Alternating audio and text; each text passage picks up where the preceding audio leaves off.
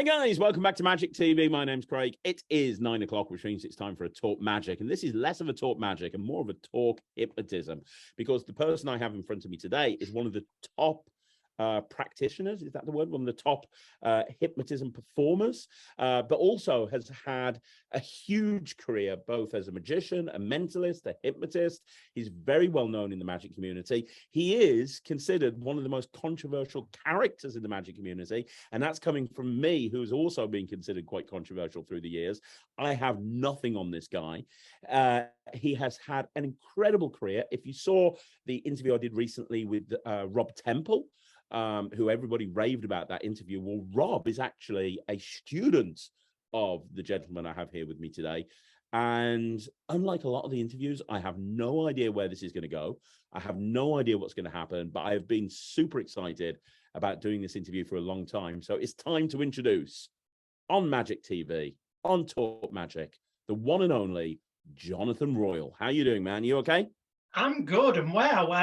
Even makes me want to watch the interview. And by the way, I can't remember the last time I got called a gentleman, so thank you for that. Yeah. You're more than welcome. But it's true. You know, I've had a lot of people ask me to do this interview, especially after Rob's interview, because in Rob's interview, which I know you watched, he referenced you many, many times throughout the interview as a big kind of source of inspiration and reason why he had got to the point where he had.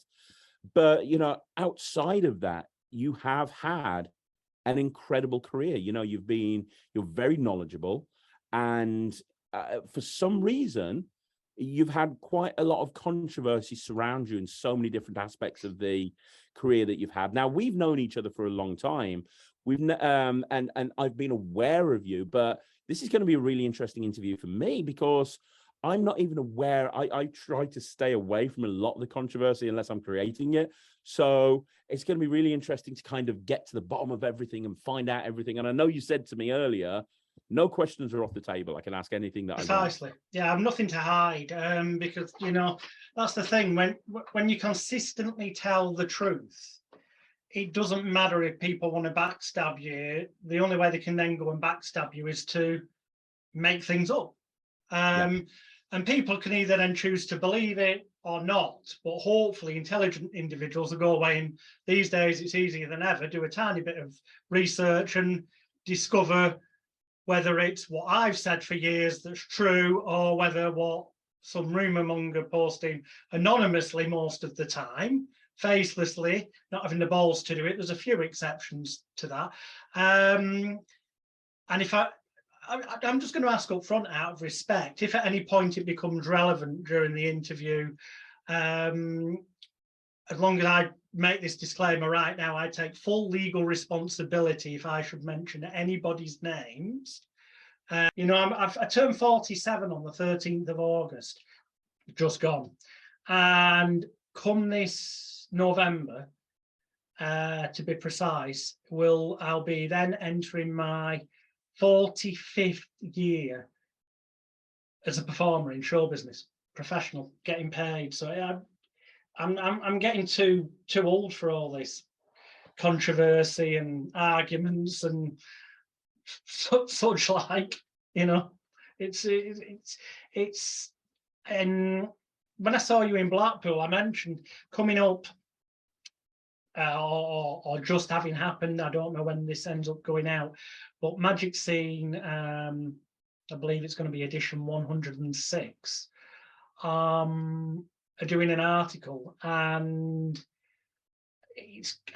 well, the working title's Almost a Magician, and the reason for that being is my dream as a kid, like many people, from the first time I saw magic, was to be a full-time professional magician. And yet, you know what, I sit here speaking to you today, and I'm so glad that I do. And hopefully this marks a turning point where that dream might start to work in the right direction again, because I never had any desire to be a full-time professional stage hypnotist or hypnotherapist. It was never meant to be on the agenda.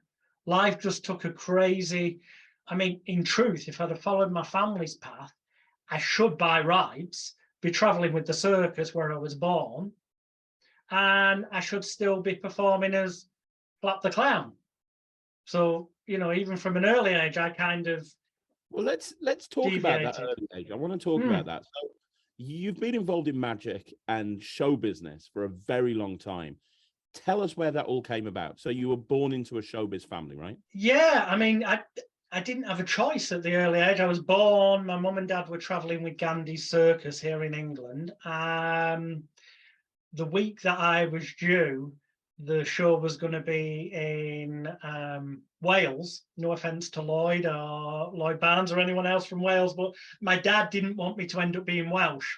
So he drove me over to Cosford, where my grandparents were living, and I ended up getting born on the RAF base in Cosford, and then taken back to the circus who were in Wales a couple of days later, because he literally just wanted to avoid me being born Welsh. Madness. And such is the circus, the first opportunity he could use me in the act, which, to be precise, I would have been well, I was born in August, September, October, November, so 3 years and 3 months old. I made my first paid professional appearance as Flap the Clown with my dad, who was performing under the name Tizzy the Clown, because you get in a tizzy and you get in a flap, hence it was Tizzy and Flap. And we were doing all what they call running gags in between the acts in the circus to give them time to take down the tiger's cage. So cover that, be on the ring fence, and doing daft gags where I'd like maybe have a giant, one of them was, we called it the egg gag, because I had this giant egg. It was probably as big as my head, well, bigger than my head is now, and I was only 3 and a bit. My dad's dressed as a comedy cowboy, and there's all these gags, you know, you stand, what we're going to do is you're going to hold the egg high in the air, and I'm going to shoot the bullet around the ring, and it's going to hit the egg, and everyone will go mad with applause. And do you follow me? And I'd go, yes. And he'd turn around and walk off, and I'd obviously follow him. So when he turned, I'm suddenly there in his face, and he'd be like, what's going on? And I'd say, sounds crap saying it like this, because it is a visual gag. But I go, well, you said, do I follow you? So I followed you. And, you know, right at the beginning, he's kind of said to me, now, you don't know me, do you, son? And I go, no, Dad. But, you know, you've got this little 3 years and 3-month-old clown with a big nose and grey wig. If you go on magicalguru.com on the resume page, there's some embarrassing photographs there. We're doing the old ghost gag that you always see in Panto at Christmas, where I'd end up running off, and one of the other circus kids who was doing the clowning, who was shout out if he ever sees this, Alex Lacey, the award-winning lion and tiger tamer. He was doing the clowning with me as well. And then obviously my dad left at the end. Anyone who goes to Panto, you'll see this. You know, we're in the haunted theatre. We were doing it in the haunted circus. So we're doing all these different gags, 2 shows a day. Quite often 6 days a week, because then obviously circus moved area. Although there were also times where we statically ended up at places where we'd go in theatres instead, because Gandhi sometimes hired theatres like New Brighton Theatre, which New Brighton Theatre's interesting for a few reasons, because it's one of the reasons that contributed to me recently having an hearing aid, because on the show were the Brook Bond tea advert chimpanzees. The guy Billy Day, the chimpanzee trainer who supplied the chimps to the adverts, he was on there doing an act with these chimps, and the chimps were on just before my dad and me had to go back on stage or into the ring to do another running. Actually, there was an act on straight after them, so the chimps would leave the stage and they'd be walking back to the dressing room. We'd be leaving the dressing room to get ready in the wings if we were in the theatre, or to be in the ring doors if we're on the circus. And we'd cross and see Billy every day and he's holding the hands of the chimps. And every day, without fail, my dad would say hi to Billy, Billy would say hi to my dad, hi Tizzy. And at that very moment, that very second, when no one was looking at the chimps, one of them would slap me around the side of the head. Now, I learned it, and I'd go, Dad, he's done it again. Now, I learned in later years that it was just being friendly, because I was probably about the same size as it, or the chimp might have even been taller than me, because apparently they've got such strength in their arms that had it whacked me in a violent manner, it would have probably knocked me unconscious. However, I'm guessing that happening twice a day, day after day, didn't help much with my hearing ability. Which I'm going off on one. What made it even worse was on the circus again. We're at Royal Lancashire Show with Gandhi's Circus in 1979, this is. And in between shows, I'm playing hide and seek with the other kids off the show. So Alex Lacey Jr., Martin Lacey Jr., all the other circus acts kids. And I thought I'd found the hiding place. But in recent years, Alex Lacey has fessed up and told me that he recalls telling me to go and hide under this trailer. Or in layman's terms, caravan, but as travellers, we call them trailers. And we're playing hide and seek, and it comes to hiding, and I go and hide under this trailer, which the general public had no chance. No member of the public was ever in any risk of danger, because this was inside the living quarters area, and it was fenced off from the general public. But I crawl under this trailer, and unbeknownst to me, chained up underneath it is a baby puma that decides that it wants to play with me. So this ear, my left ear, gets ripped off, literally it's completely ripped off. Next time you meet me in person, you'll notice my right ear is quite considerably bigger than my left ear. Because it didn't grow right. My left ear, it gets ripped off by this baby puma. I've got scar marks all down my back and on my head, which I can show, anyone in person who likes that perverse type of thing. And I'm screaming, help! So at this point, my dad's rehearsing, it turns out, in between shows in the ring. Thank God, just before I'd have ended up dead. But before my life came to an end, Martin Lacey, the lion tamer, must have heard, came running, got the puma off me, and then his wife, Susan Lacey, helped clean the wound up and stuff, and I got took to hospital, and then there was a whole massive stand-up row in the hospital because they wanted to stitch my ear back on, and Martin Lacey said, no, you don't do that. And the doctor goes, doctor, surgeon, local surgeon, whatever, said, are you trying to tell me my job? And Martin Lacey said, yes, I effing well am. I bet you've never dealt with someone who's been attacked by a wild cat, have you? To which the surgeon admits, well, no, but I guess it's much like a domestic. He said, no, it most definitely isn't. You do not sew this on. This needs to, at best, be stuck on with butterfly plaster. Basically told the surgeon what to do and how to do it, because it was guaranteed that it was going to get infected otherwise.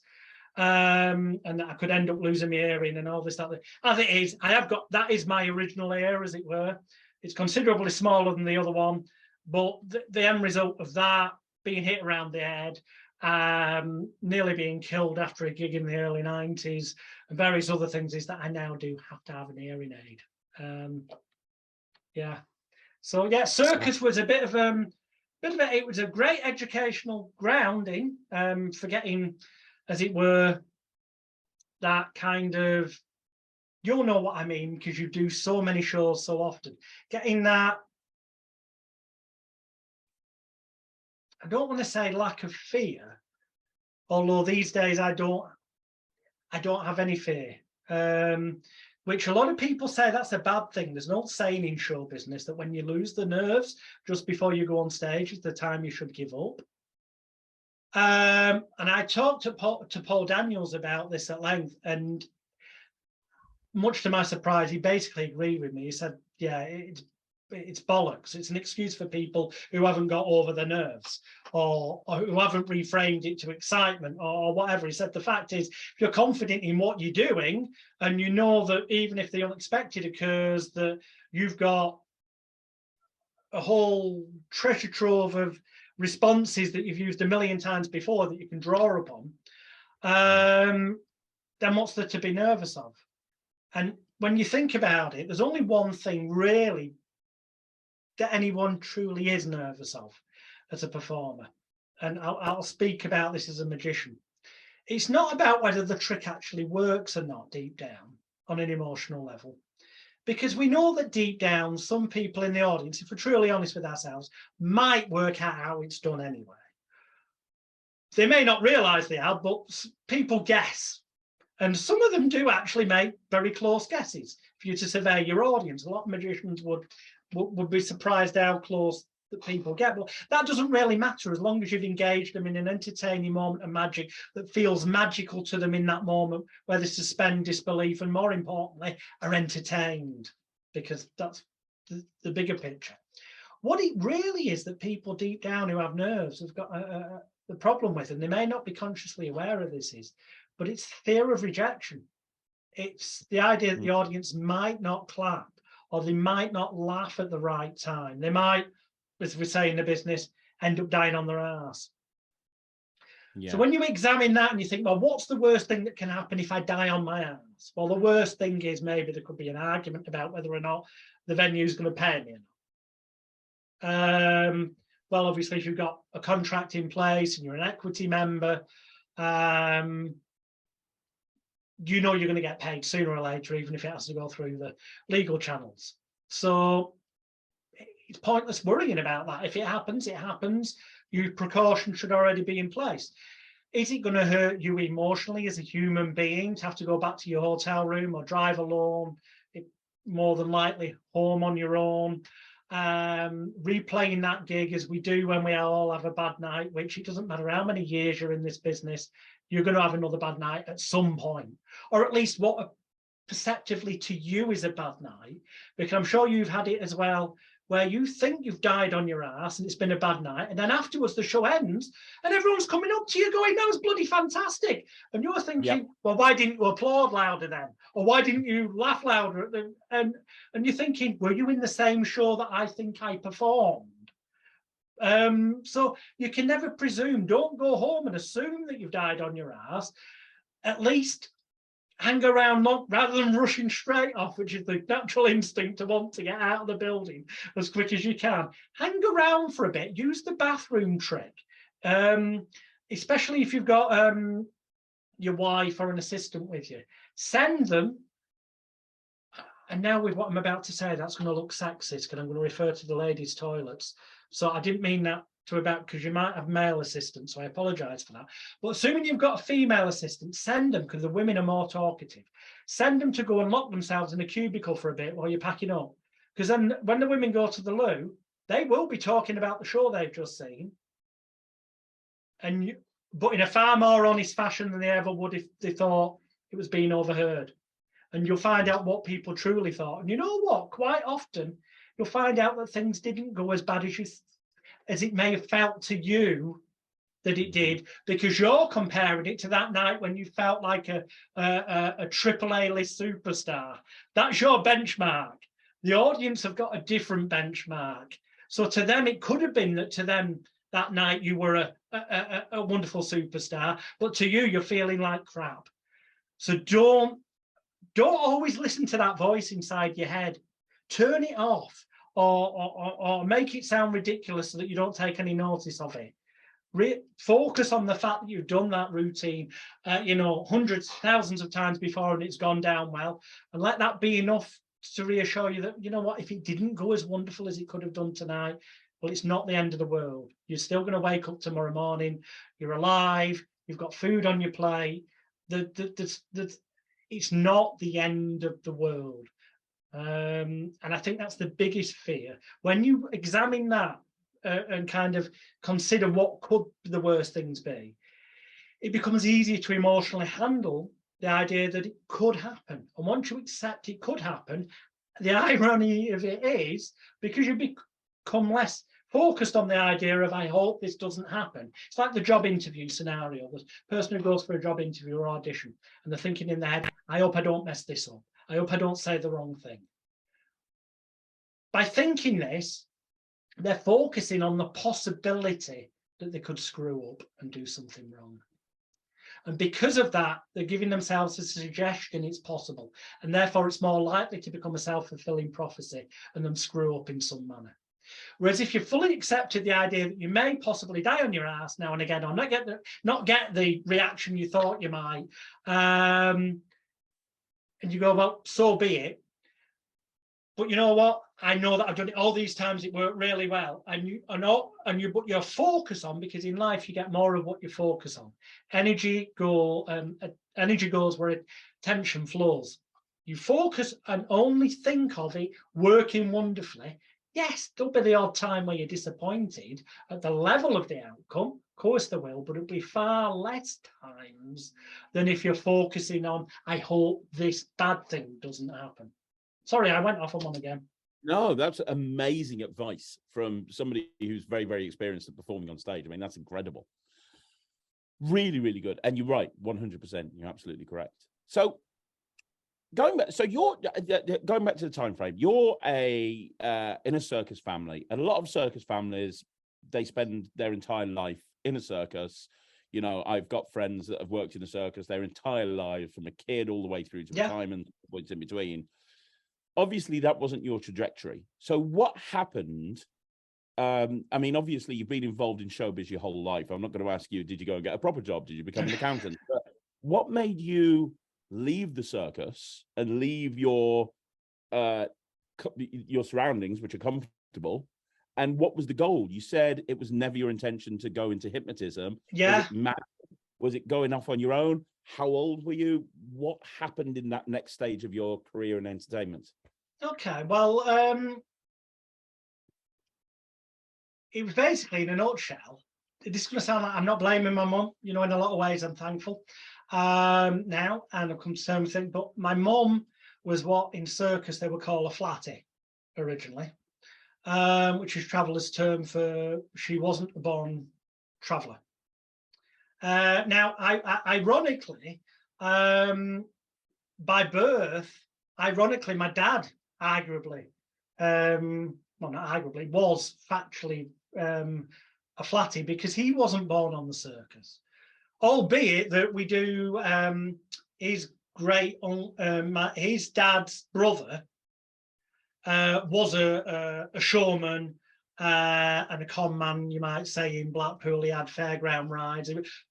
There is performance in the family, but it didn't go from my granddad and grandma to my dad to me. It's further back, then it kind of stopped, and then started again with my dad literally running away to join the circus when he was a kid.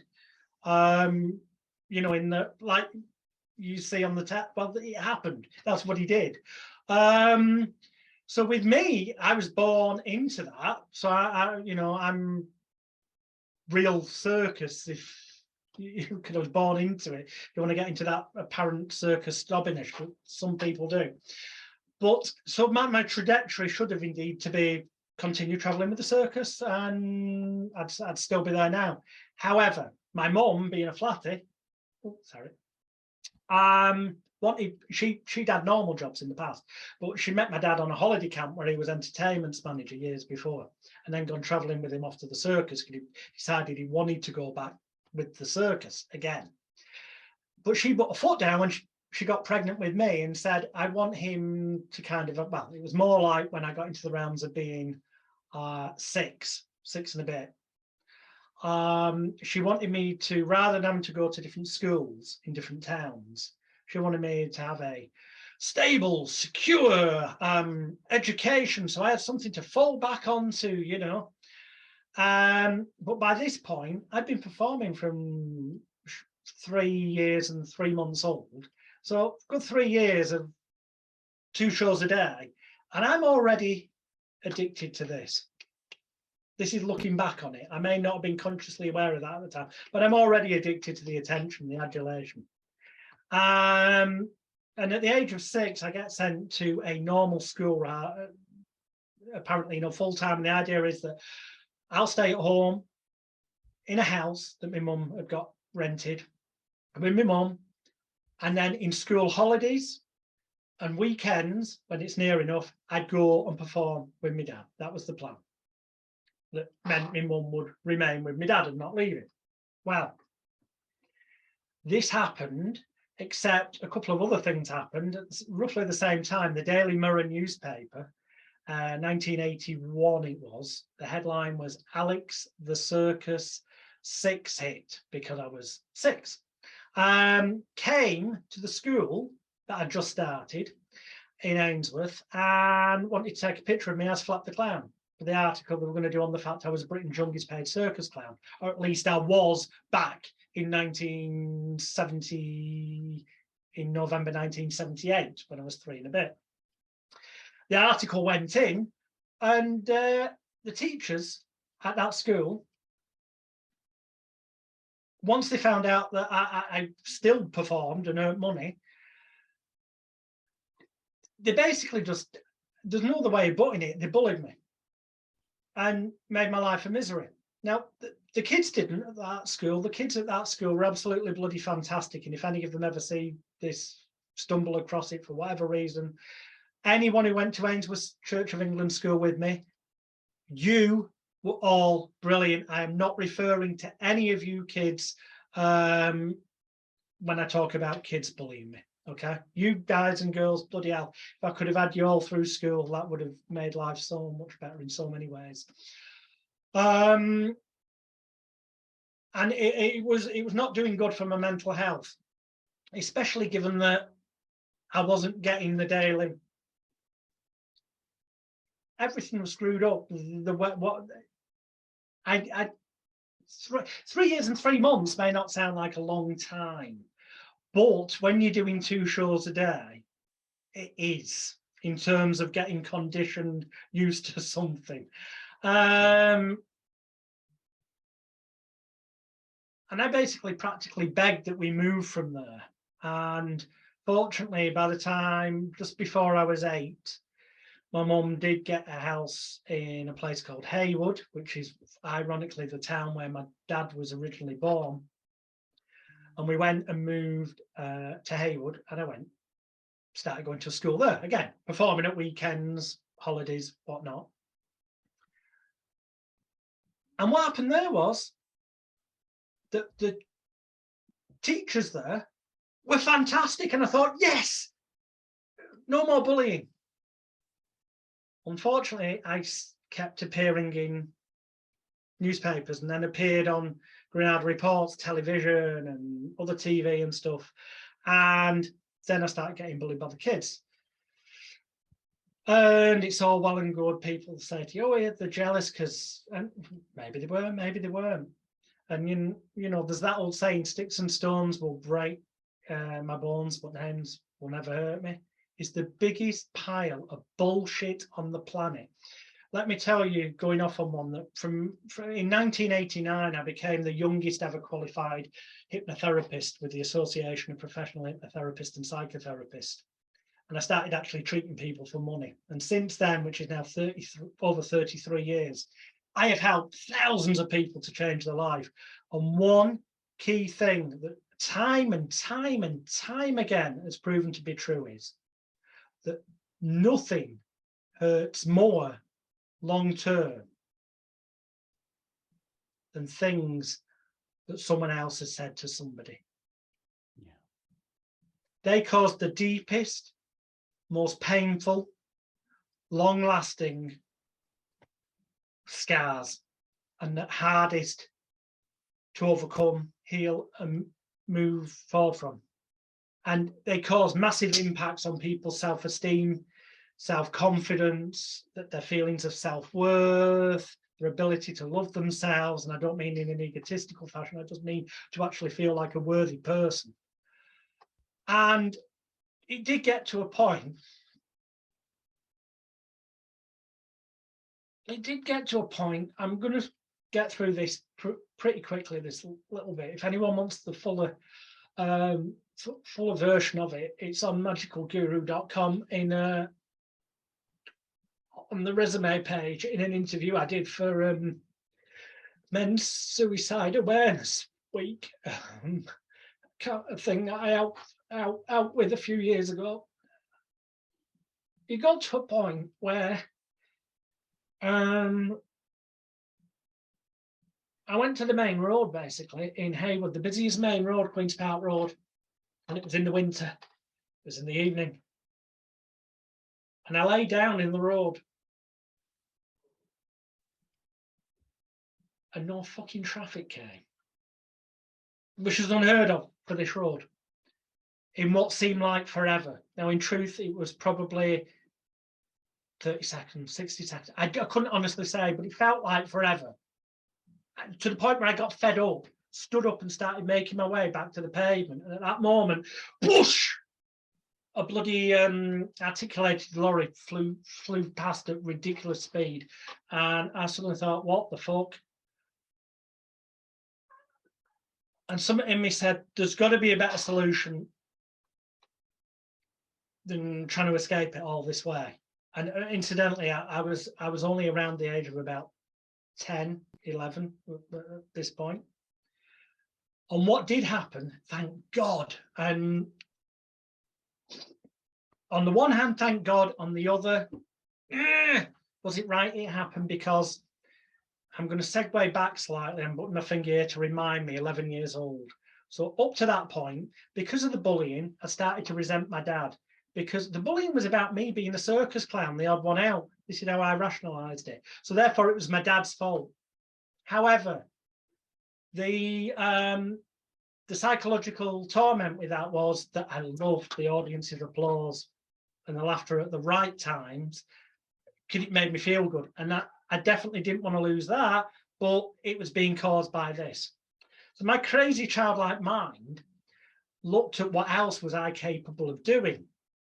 And in circa 1979, 1980-ish, one summer, we took a break for a few months from the circus because basically my dad had been offered more money. And the more money he'd been offered was to go and front the Paul Daniels Magic Museum on the Golden Mile in Blackpool, wow, which was basically this Jewish guy whose name I can't remember, had hired like a walk-around sideshow on the Golden Mile in Blackpool. And he'd hired a load of static illusions, well, magic props to put in for people to look at, stuff that Paul Daniels had done on TV that they could see. Think of it as a very scaled down, not modern day, but old-fashioned 79, 80 circa time version of what my mate Jamie Allen's done with his Illusionarium type thing, a walk-around magic experience, but on a much, much smaller scale down into this two-story building. And my dad and me were on the front as Titty and Flap, and I, again, pictures are on the website address I mentioned earlier, we'd been loaned. The guy had hired a kind of Leicester Lake style, where the blade's sticking out visibly at the edges. Big net guillotine, except this is one that Paul Daniels Sr.'s dad had made. So it was thick and heavy. Any props he built were massively, they'd last a lifetime, but they were bloody heavy. Anyway, our job was to get people to come off the Golden Mile, go inside, pay the person on the door money to go in, like you might see happen at Nottingham Goose Fair, or one of these big fairgrounds. And we were doing that by way of getting people up and doing the net guillotine on them. So we're doing the net guillotine, what, dozen or more times an hour. And every now and again, because the spiel was supposed to be that my dad was giving, here, inside here, you'll see the miracles of kind of Paul Daniels, the television magician. He was just making it mega big at that point. He was on everything at the time, Paul. And in fact, you may even be lucky enough to catch a glimpse of Paul Daniels himself. This was a complete and utter lie. They would do, in one regard, because there was videos playing of performances, but if anyone asked, is it a real person? We could say, if need be, yeah, it's possible you might bump into Paul Daniels in there. The only reason it was possible is because, as well as hiring all the props to the Jewish guy, Paul Daniels had also hired out Paul Daniels Jr., who is famously now known, unfortunately, as the career criminal and former drug addict. And he was supposed to be there so that Paul Daniels was on site, although invariably 90% of the time he wasn't there. He'd actually disappeared, much to the guy who was running its anger, and was to be found in Coral Island or similar places, sticking all his money into fruit machines and stuff. So yeah, it was a crazy time. But at this time, I bought, with the money I was earning, all the magic tricks I could, both from the concession that was inside the Magic Museum, which years later, I found out the concession in there was being rented by a guy called Mark Lewis, who is the author of The Long and Short of It. Well, it turns out that Mark Lewis in 1979, circa 80, knew my dad, obviously had met me, but both of us, it took a while to work this out years later, because I'll come back to Mark shortly. But I bought a Sven deck. My first ever Sven deck came off the man himself, Mark bloody Lewis, the king of the Svengali deck pitch. And I bought whatever other tricks I could find because there were magic shops then in Blackpool. I remember getting taken to some. And magic was my hobby, but I performed as a circus clown. Yeah. However, when this epiphany time came, well, from about the age of 8, I'd got more serious magic. I'd discovered Supreme Magic Company by then, buying in all the props with money I was earning. My bedroom was stacked with suitcases of props. By the time I was like 10, I'd started buying illusions. And I had illusions, which is ridiculous. But if you go on Royle's magicalguru.com, click on Royle's history, you'll see a picture of me with one of my first box illusions I had that was made by Jack Hughes. It was supposed to be a homicide cabinet that split in half, kind of like a stood-up Sorin in half. But Roy Rama, who's no longer with us, he'd converted it so that you could stick 12 swords and 2 poles through it as well, turned it into a kind of a multifunctional illusion. That's one of the first I had. Anyway, I digress again. So I suddenly rationalized to myself, right, I'm going to stay alive. I need the audience reaction. I need to carry on performing. But I can't be doing the clowning because that's what's caused the bullying. So I just basically refused to perform as a clown anymore. With my dad, I just put my foot down with a firm hand. I refused to do it. Simple as that. Which was fine for the circus shows that he was on, where he was using me as assistant. He could get somebody else. But by this point in time, he wasn't touring so much with other shows. He'd put together his own circus and was hiring civic halls and provincial theatres during the holidays and putting on circus in the theatre shows. So if I refused to work with him, he suddenly cut down the material he had. So to fill in the time, I pointed out to him, well, I could make the time up by doing an illusion act in one half, and in the other half, I could do this dove act that I've been practicing, given that, you know, I've got a bloody dozen doves here, and I've been practicing this act, and put that in, and that'll make up the time. Well, he had no choice in the matter. How old are you at this point?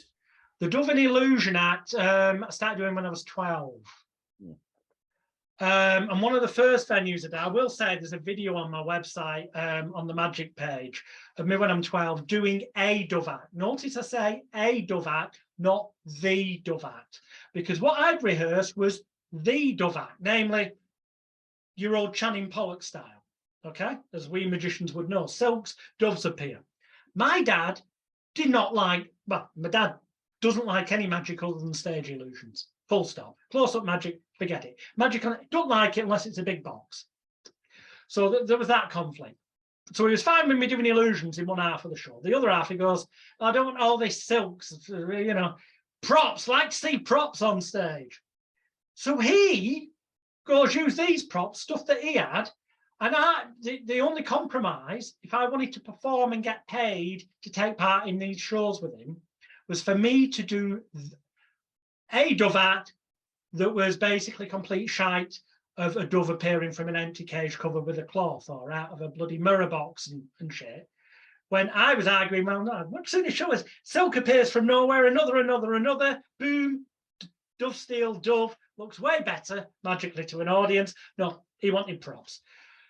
But to compromise, it meant I got to do my illusion act. I wasn't doing any clowning, and I was getting paid so I could keep buying in props. And hey, I've only got another 4 years to go while I've left school, and I can do what I want, and it'll be down to me to get gigs. Now, as it happens, I started getting my own gigs from about the age of 14, believe it or not. It's a different world we live in now. At the age of 14, I was doing working men's clubs, and I was going to the gigs on my own. Yeah. At 14, I went to the gigs on my own, and my end routine was fire eating. Now I should have had the best trainer on the planet for fire eating, because my dad is the only speciality act in the world who ever worked Bellevue Circus in Manchester 3 consecutive years in a row with his fire eating and bed of nails act, and he'd done Buglione 3-ring circus in Paris and travelled the world doing that yogi style fire eating act. But he refused to teach it me when I asked him, because he said I was too young. And all right, admittedly, I probably was too young. But what did it lead me to do? It led me to go off and teach my bloody self. I don't know if there's a lesson in there. If any magicians out there get asked by the kids to teach them something dangerous, you're probably better off teaching it them and knowing that you're showing them how to do it safely and properly, rather than leaving it to them themselves to, well, anyway.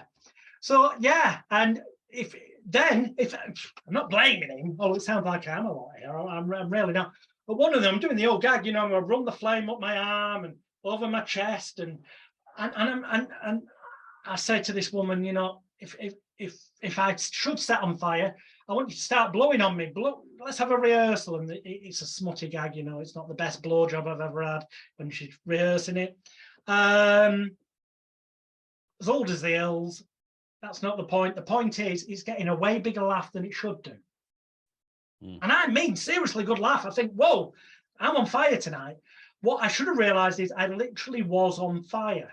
It set fire to all the hairs around my belly button, and there was an ever-increasing red patch getting bigger and bigger, which, when I finally realised, because my mind was distracted from it, so I wasn't feeling the pain, I chucked water over it that someone brought, put the flames out, but fortunately there was a nursing, and she had nappy rash cream, Sudocrem, slathered me in it. She said, you'll have to get to an hospital, or well, that'll help. Well, I didn't. I went to Morrison's supermarket and bought some more Sudocrem and kept laying it on, because I didn't dare mention to my mum or dad that I'd done fire eating. They knew that I was doing a show, but they thought I was just doing comedy magic.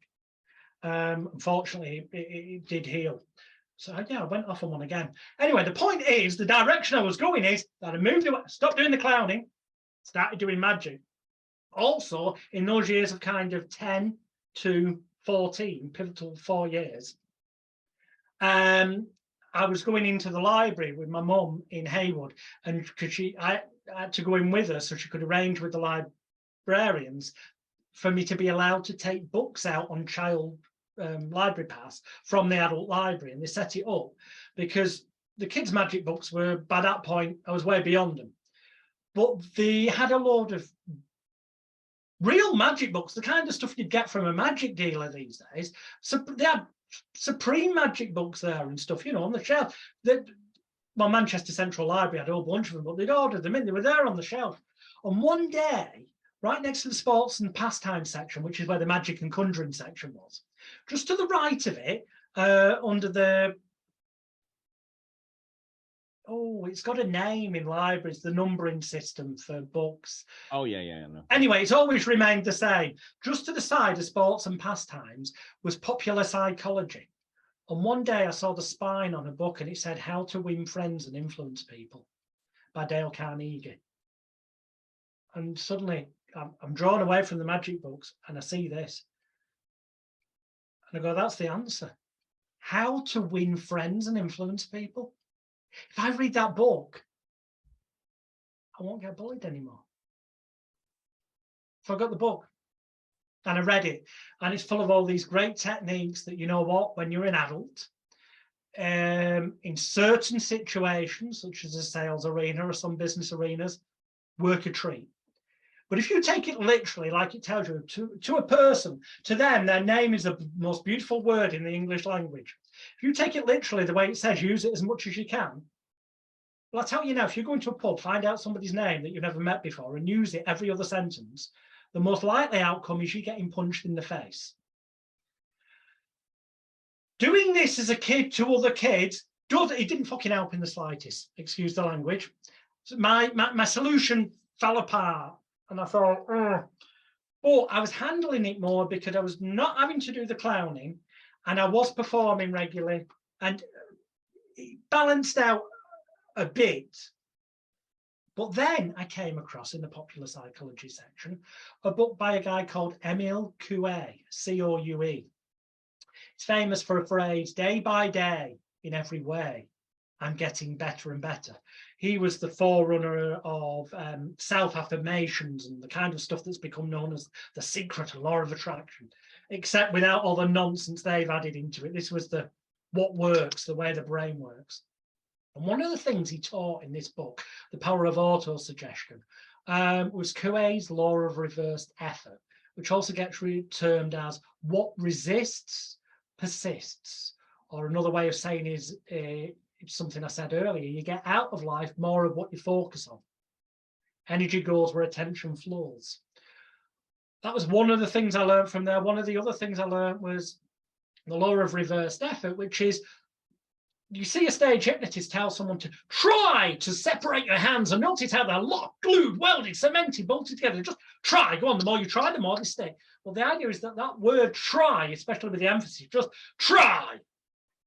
It's the word, its meaning, try, implies that it is possible that you won't be able to separate your hands.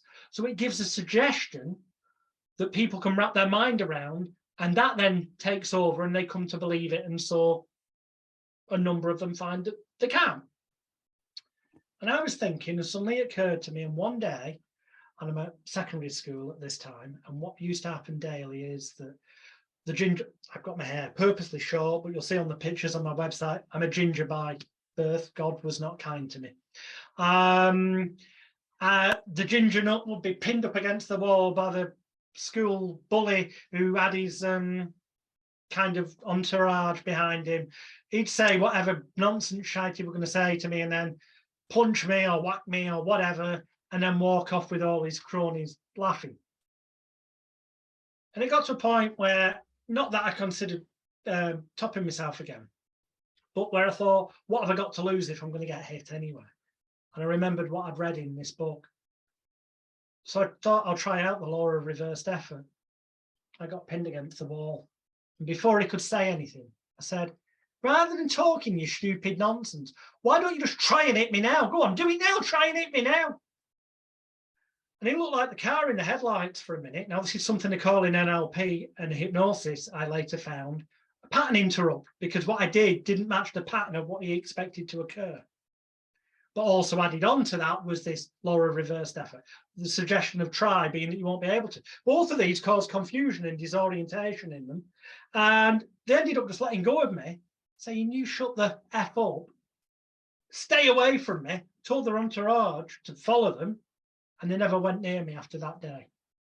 Wow. And that's when the bullying stopped at school. Although, don't get me wrong, I've experienced bullying from so-called professional entertainers. You know that the magic world is full of some wonderfully most nicest people on the planet. For example, I'll give a shout out to Faye Presto. Wow, what a woman. I was about 14 or 15 tops, Blackpool Magic Convention. Faye was doing close-up. She was doing Joe Riding's version of split decisions. So at the end, half the deck ends up blank face and half the deck's got 52 different back designs, but the two half cards that have been chosen that are different do match the prediction.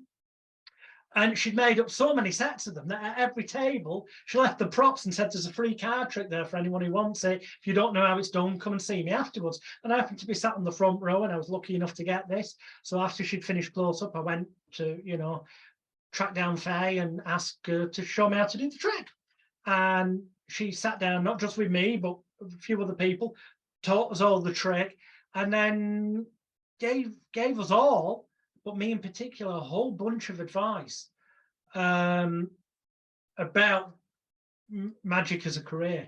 And then a couple of years later, I bumped into Faye again at Eastbourne, 1992 it was, Eastbourne IBM.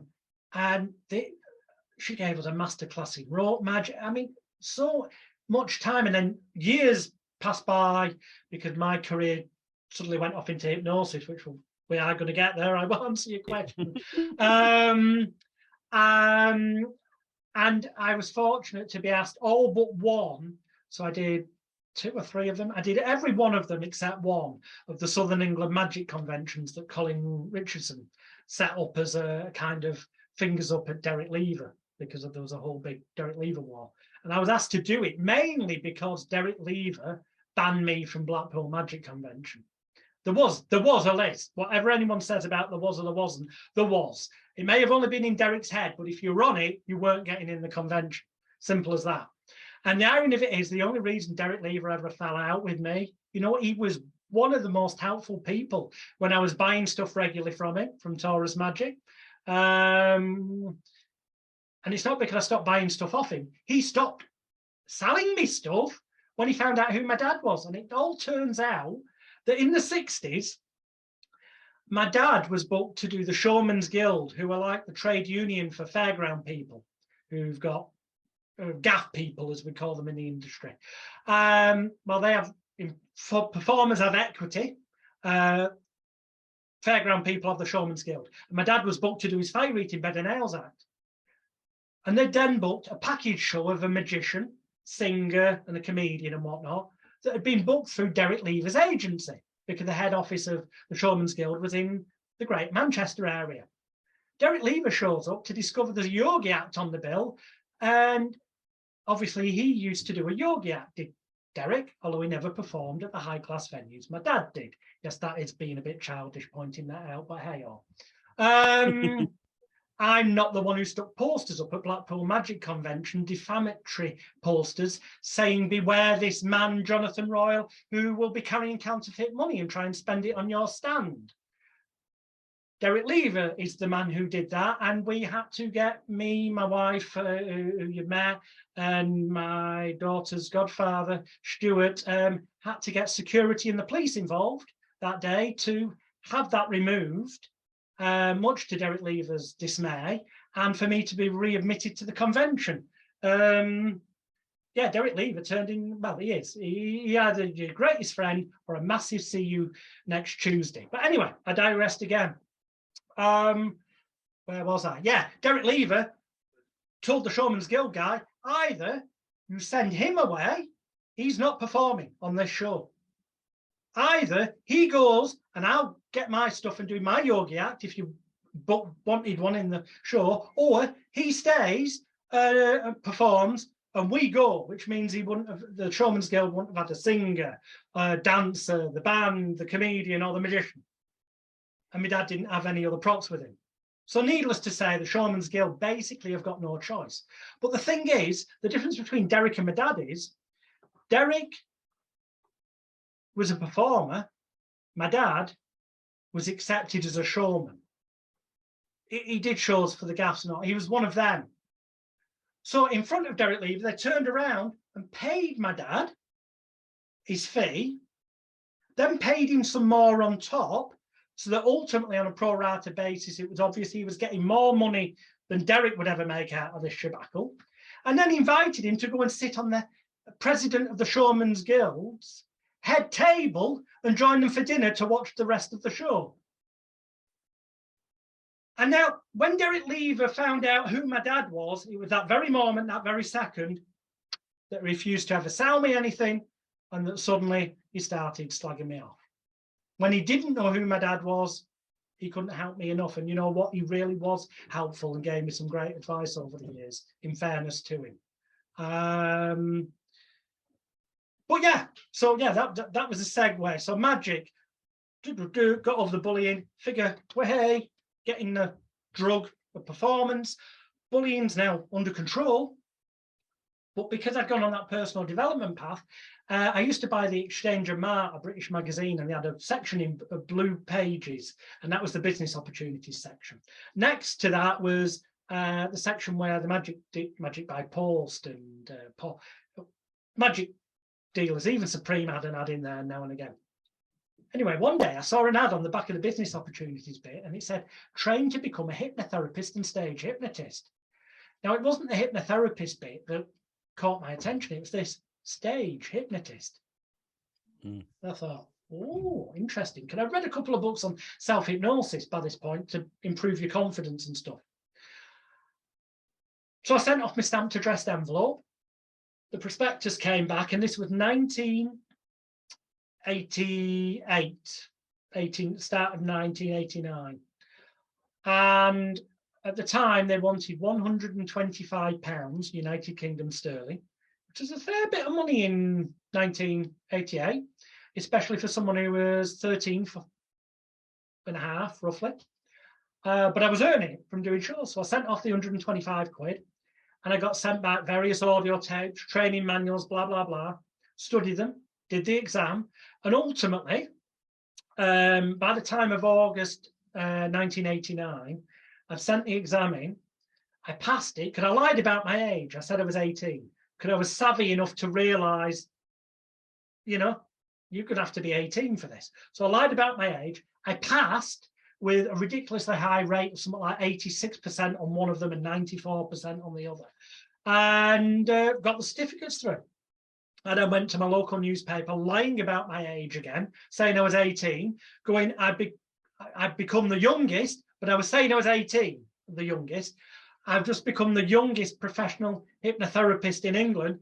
And the picture is the story. They took a picture of me with the diploma, and I put a suit on and tied to make myself look 18. I didn't. I look back at the pictures now. I looked about 14, which oddly enough is the age I was. That was my first instance when I realized the media couldn't care less about the truth. They just want a story. They'll turn a blind eye to truth if they've got a story. Anyway, they took the picture, put it in the paper, and I started getting therapy clients, which was great. I was earning money, stopping people smoking. Within a couple of weeks, I was on the radio, stopping somebody live on air, and they followed it up over weeks. And I just seemed to have a natural aptitude for this. But it wasn't giving me a round of applause. It was earning me money, but it wasn't giving me a round of applause. So I was still doing my shows. But then I did start trying out because about 50, when I was 15, I was about 15, 1990. Must have been 1990, because if people go on my website on the resume, they'll see a press cutting from the start of 1991. And it makes mention of I'd already been touring the theatres and civic halls in the northwest of England with a show called Bridges from Beyond, which Psychic News had dubbed me as the new Uri Geller and Doris Stokes were all together. Because, well, basically, yeah, I did for a while do a Contacting the Dead. I'm getting a message from Aunt Mary. And I did a full 2-hour theatre show, and a manager took me on, and I was raking in the money. And yeah, I was lying through my ass. I was cold reading. I know a lot of people are going to be shouting at the screen when I say that. And I know Paul, that's one thing Paul Zenon brings up a lot. Conveniently forgets to mention at the time that for several years he earned his money as a tarot reader when he was on the road before he became the big debunker, but hey, that's by the by. But yeah, I did the full thing, and Psychic News dubbed me as New Year. I even challenged James Randi to his money he had on offer when he was filming at Granada TV. And looking back, fortunately for me, they got too many people. So I got a letter back saying, thanks, but no thanks. Maybe we'll be in touch for the next series. But I reframed that in the local media as James Randi has refused the chance to test my psychic skills. So make of that what you will, which I did tell James in person in 2009 when he was at Blackpool Magic Convention, and we both sat there and laughed about it, because he said he forgave me because I finally came clean and turned into a debunker instead. So he forgave me, which was quite an interesting experience. So yeah, I did the whole fraudulent medium thing, to the point where actually I got approached by one of the people who worked for Benny Hinn, the evangelical preacher from America. If you go in YouTube and search the phrase, let the bodies hit the floor, Benny Hinn, it's where he's just going and blowing at them, and they're falling on the floor and being filled by the power of Jesus Christ, hallelujah.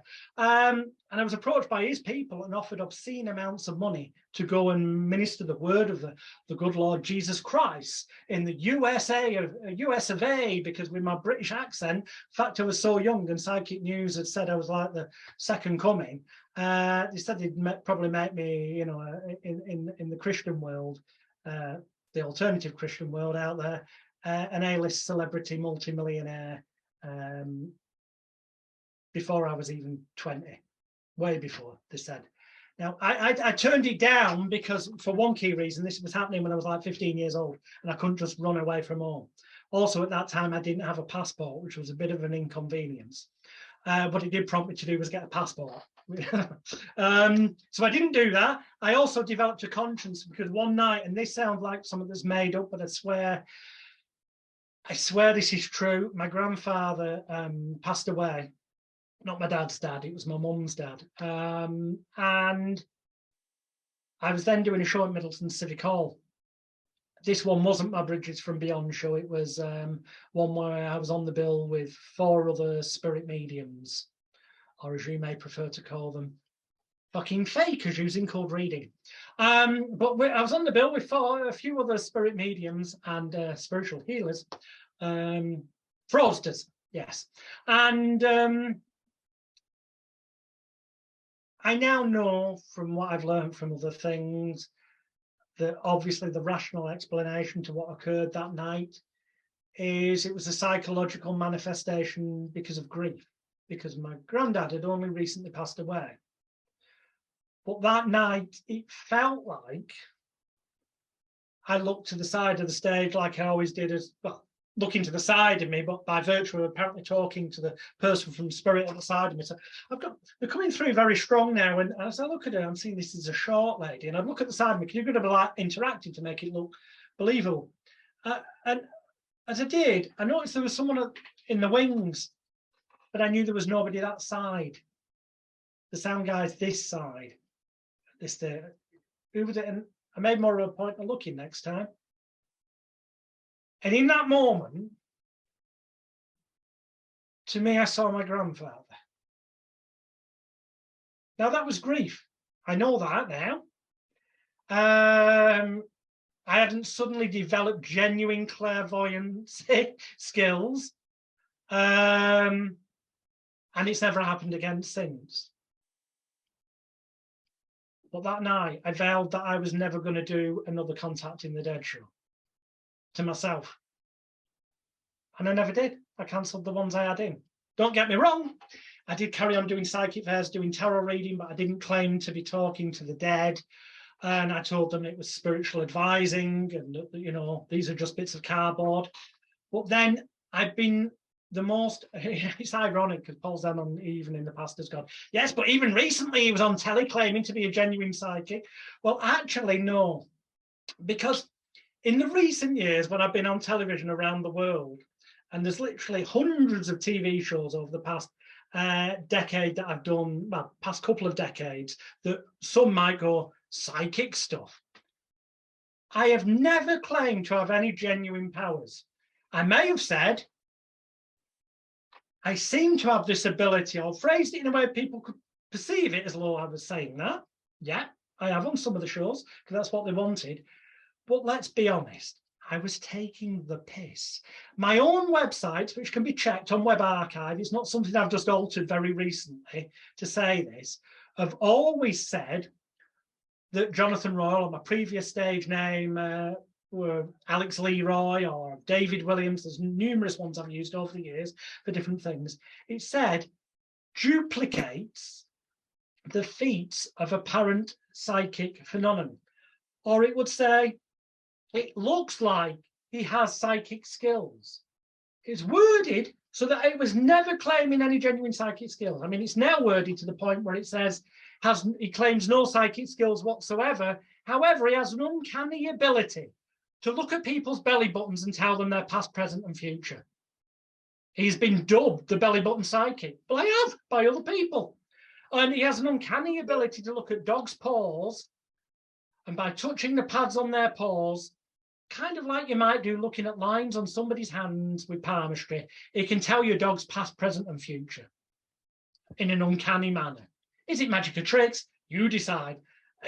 I'm clearly taking the piss. How anyone can possibly take that to be serious, God only knows. But boy, when I was on this morning with Philip Schofield and Holly Willoughby and reading the celebrity belly buttons on there, it kicked off massively on the Magicians of Facebook group.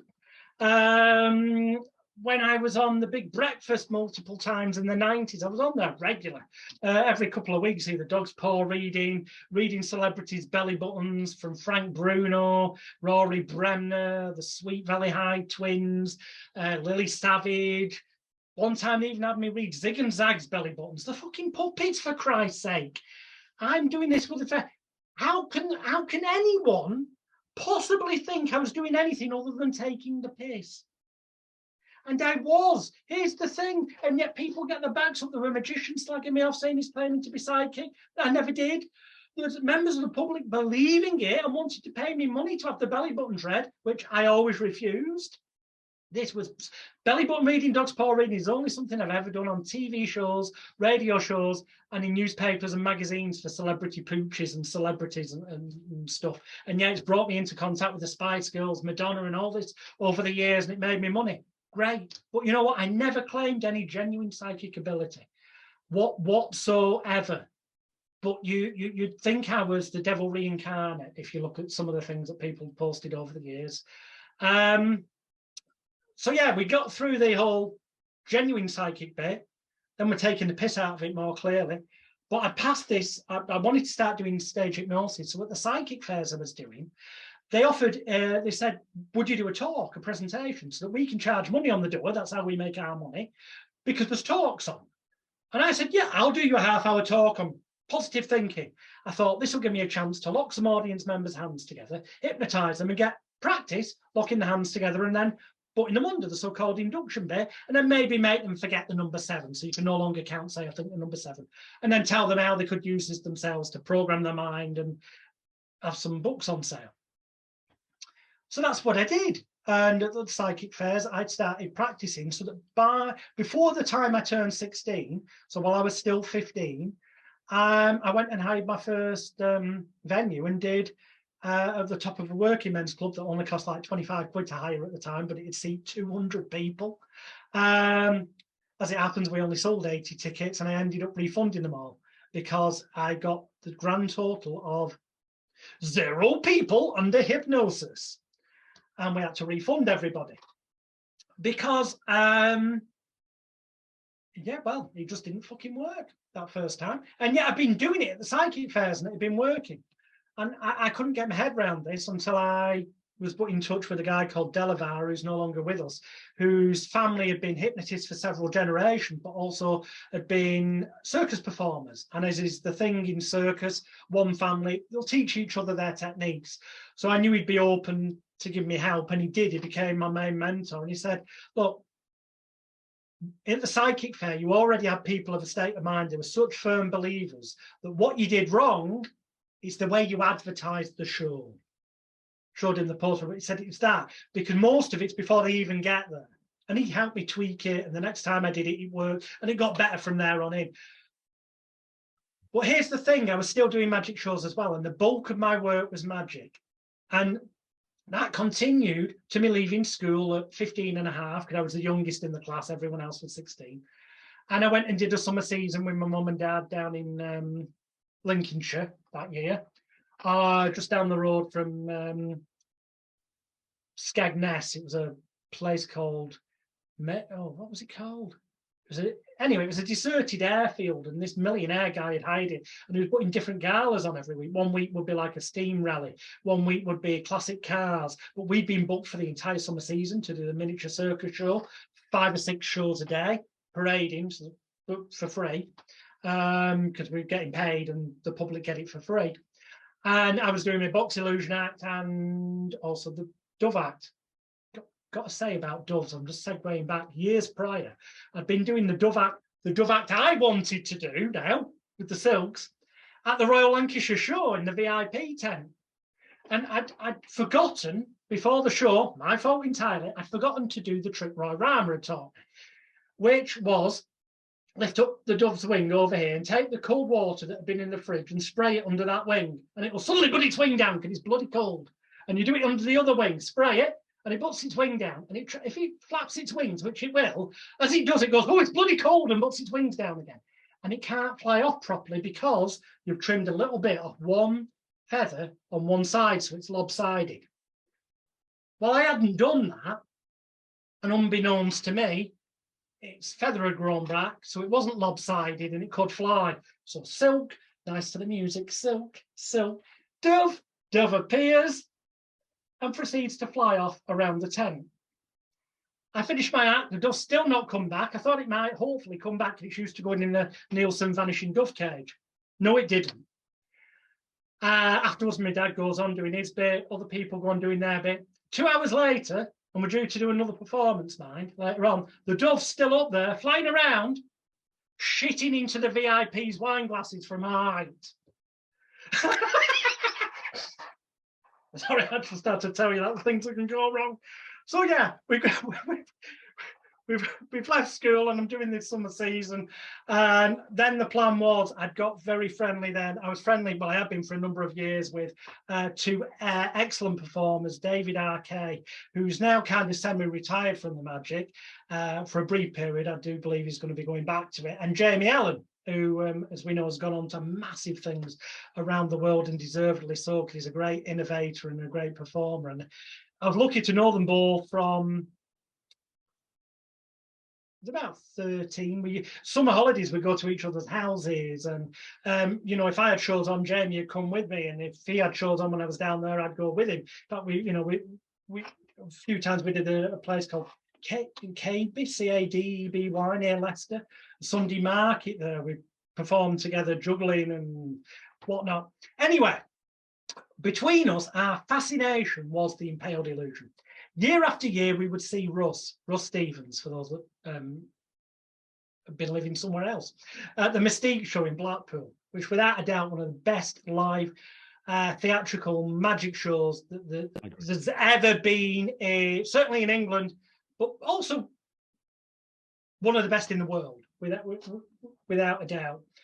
And we saw that so often. We'd go and stop up for 2 weeks in bed and breakfast, Jamie and me, a bed and breakfast that his parents knew the owners of, and my mum and dad had spoken with Jamie's parents. So it wasn't just our parents letting us go at like 14, 15-year-old on our own. This was done in a safe manner. Just thought about to point that out. God bless Jamie's mum and dad for sorting that out for us. They're sadly no longer with us, and they were really good to me as well. So personal thank you to Jamie and his mum and dad who are not with us any longer. But they kindly sorted out these digs for us, and every single day, I think bar one where we still went to the show because they had a matinee that day and an evening. That's why we went to see Jimmy Cricket show.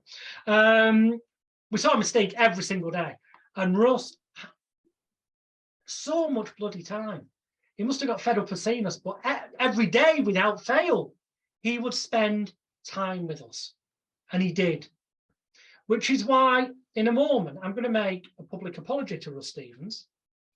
We'll come to that in a minute. We went every day to Mystique and we saw the Impaled Illusion. We loved it. We were fascinated. We looked into it. We discovered that, you know, Derek Lever was selling one for £3,500, but we found out that Wayne had fallen off it. Wayne Dobson had fallen off that prop and other people had. We found out the American one was about $7,500, $8,000 or something. We didn't have that kind of money at that time. We could have probably done if we stopped buying stuff every bloody week from Supreme. But anyway, myself, Jamie, and David R.K., we thought of all these different ways the Impaled Illusion could be done. We were trying to think of a way that A, would work, B, if possible, might be an improvement, and C, we could get built affordably. And we wrote down all these ideas, and I gave a letter to Russ at Mystique one day, and it was our last day there. And he very kindly then replied through the post with the reasons why it wouldn't work. And the reasons why it would be dangerous. And so thank you to him for that. As it turns out, he was slightly wrong on one of them, because one of the methods is the exact method that we then did get built in our stubbornness. A method that doesn't require a peering candle type tip to come out. I don't think I'm giving anything away saying that an appearing candle type or appearing cane type tip coming out of your chest was not necessary with our method. What appeared here when you got impaled was solid, the exact same size, the exact same thickness as the tip of the sword you've been put onto. And the manner in which it was fitted to the harness, again, I don't think I'm giving anything away to magicians. They're saying a harness is used, is such that it can't possibly appear in any other manner than 1,000,000% straight in line with the sword that you've got impaled on. So you can't, as you so often see with performers of the impaled, get impaled at this point, and yet the tip appears over here. You just got to look on YouTube. I can't believe that some people have actually uploaded themselves performances where that's happening. Anyway, we came up with a way where it would be perfect, solid, and here's the other thing. No batteries to charge, no mechanics to go wrong, no electronics of any kind, no pneumatics, nothing of any nature that could possibly go wrong. Further, unlike any other method, the sword, when not in the stand, could be held upside down, right ways up, swung around, because the handle permanently fixed to the sword, as a sword is. Anyone who's, I'm not going to go into details, but anyone who's either got the impaled or watches it or is a magician with a modicum of knowledge will get what I'm getting at. With our version that ultimately, having had it built and used it and got media publicity with it, because my local paper put a picture of me impaled on the sword in, with local magician gets the most dangerous, perfects the most dangerous trick in the world. And the following month, the Order of the Magi in Manchester, which I was not a member of, the only reason I wasn't a member was because they didn't have a junior section then, but also B, because Derek Lever, by this point, had found out who my dad was, and he was president. But I get told by another member, Jack Griggs, who was one of my big magical mentors, that I was in the Magi magazine that month, and it's because Derek was having a rant. How the hell has Alex Leroy got hold of an impaled illusion? Bizarre. Anyway, at the Magic Convention, Blackpool, the following year, we bump into Simon Drake, whose Secret Cabaret show was on the telly. And we got talking, and we told him, Jamie, David, and myself, that we come up with a way of doing the impaled illusion, and the tip was solid, looked identical, it couldn't possibly appear out of line, blah, blah, blah, all the plus points. And he's like, looking at us like, this is too good to be true, type of thing. So we show him the photo. We didn't have a video of it. Honest, you couldn't play videos on your phone back then, like you can do now. Anyway, he kind of blindly, having looked at the photo of the prop, said, can I buy it? Because I'm doing the Secret Cabaret live tour. And I haven't fixed the impaled up yet. I was going to hire the one that we used on the Secret Cabaret, but from what you've told me, I could make this so that the base is see-through, just an upright stand that people, the audience, can see through, because there's no mechanics, no hydraulics, and I could have just some barbed wire and everyone could see through it. And ultimately, if you go on YouTube and search Iron Maiden's Raising Hell farewell tour with Simon Drake, the entire show's there.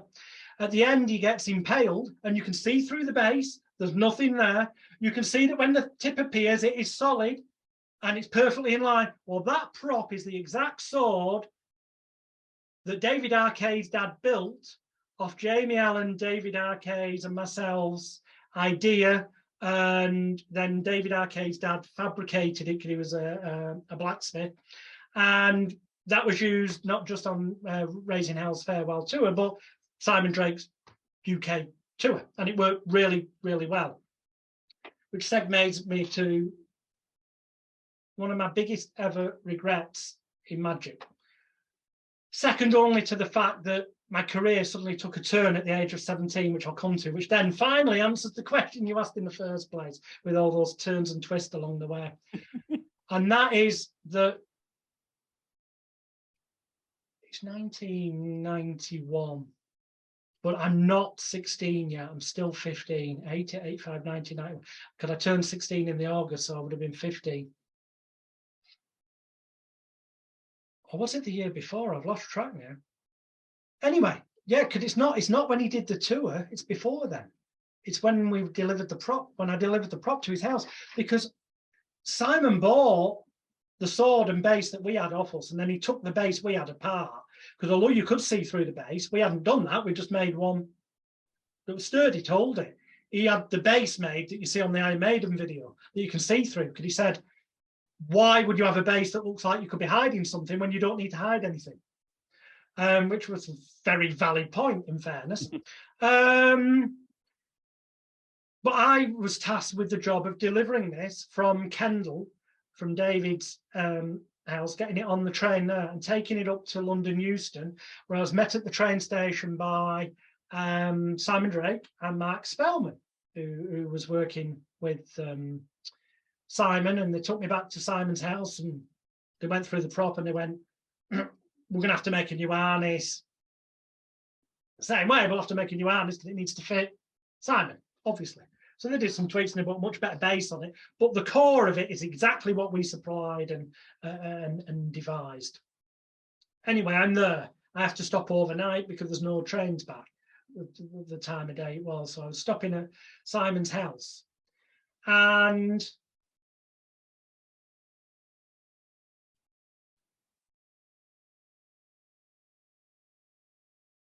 during the time that I was there,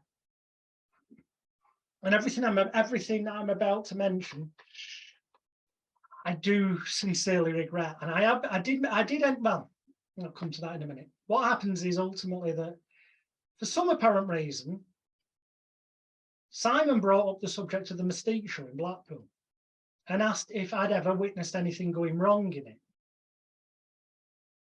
And the honest answer is, always was, and always will be, that yeah, on various occasions, I'd seen various different things at different times go wrong. But hey, anyone who's doing enough shows over a long enough time period, there's going to be things that go wrong. And then I was asked, were there things that you think could have been avoided from going wrong? And I've got TV star Simon Drake asking teenager me my opinion on how something could have been avoided. This was like a massive ego boost.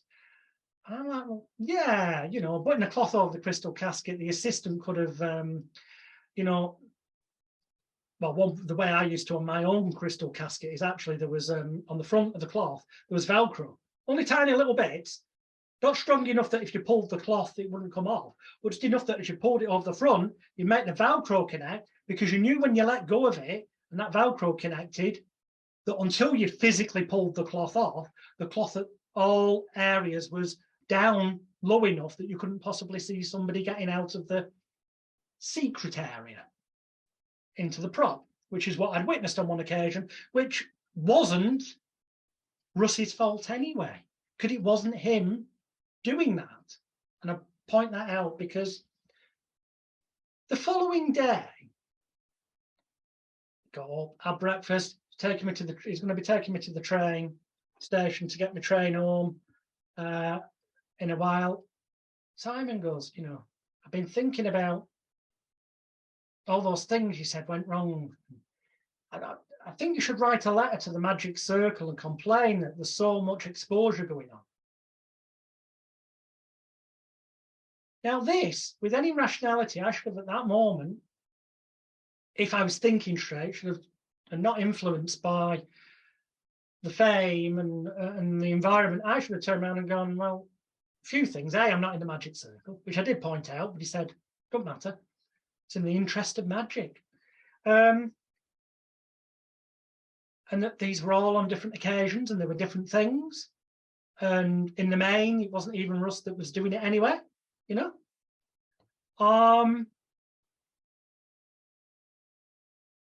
But he asked me the things again, and he sat at a typewriter and he typed up, using his own words, a version of what I'd said, and got me to sign it.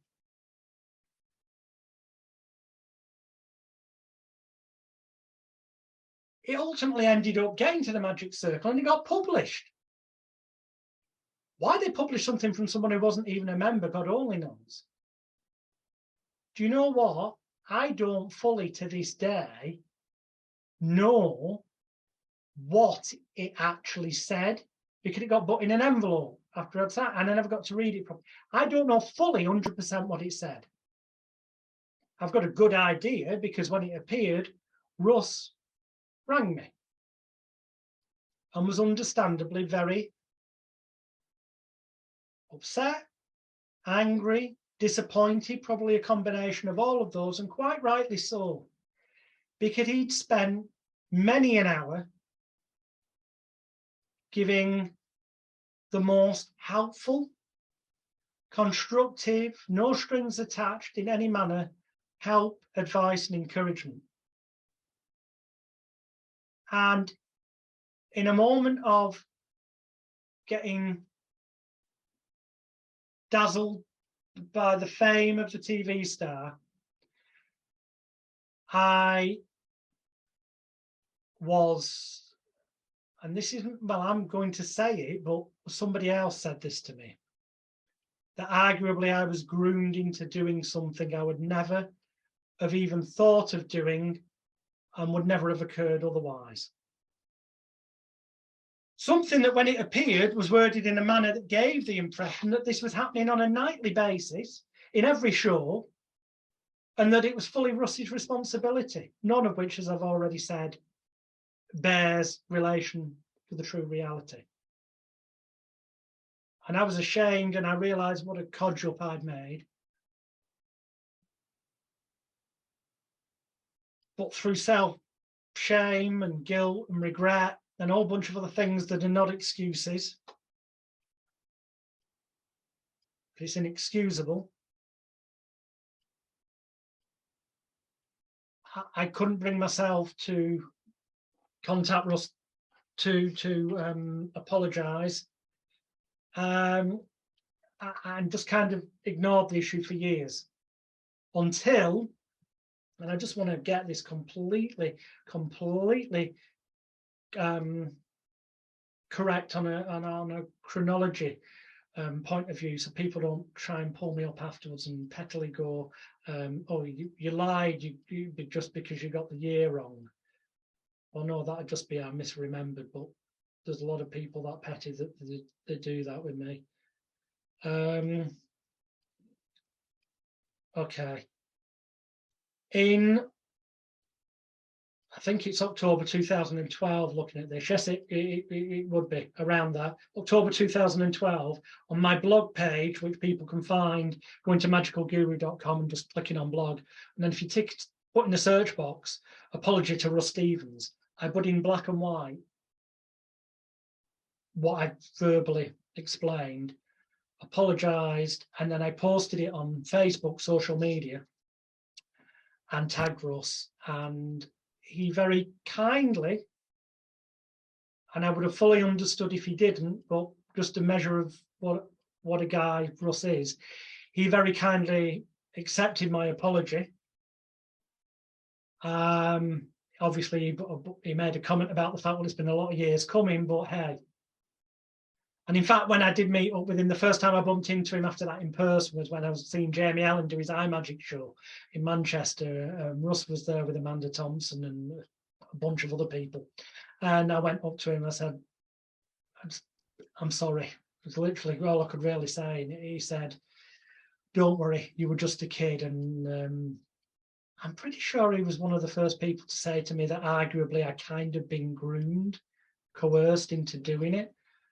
I didn't know, but for whatever godforsaken reason, there was some kind of jealousy, or for some reason, looking back on it, Simon had it in for Russ, because he made a claim to me that he was supposed to be the face of the Mystique show in Blackpool, which I always found a bit odd, because, hang on, you've got a TV show on Channel 4.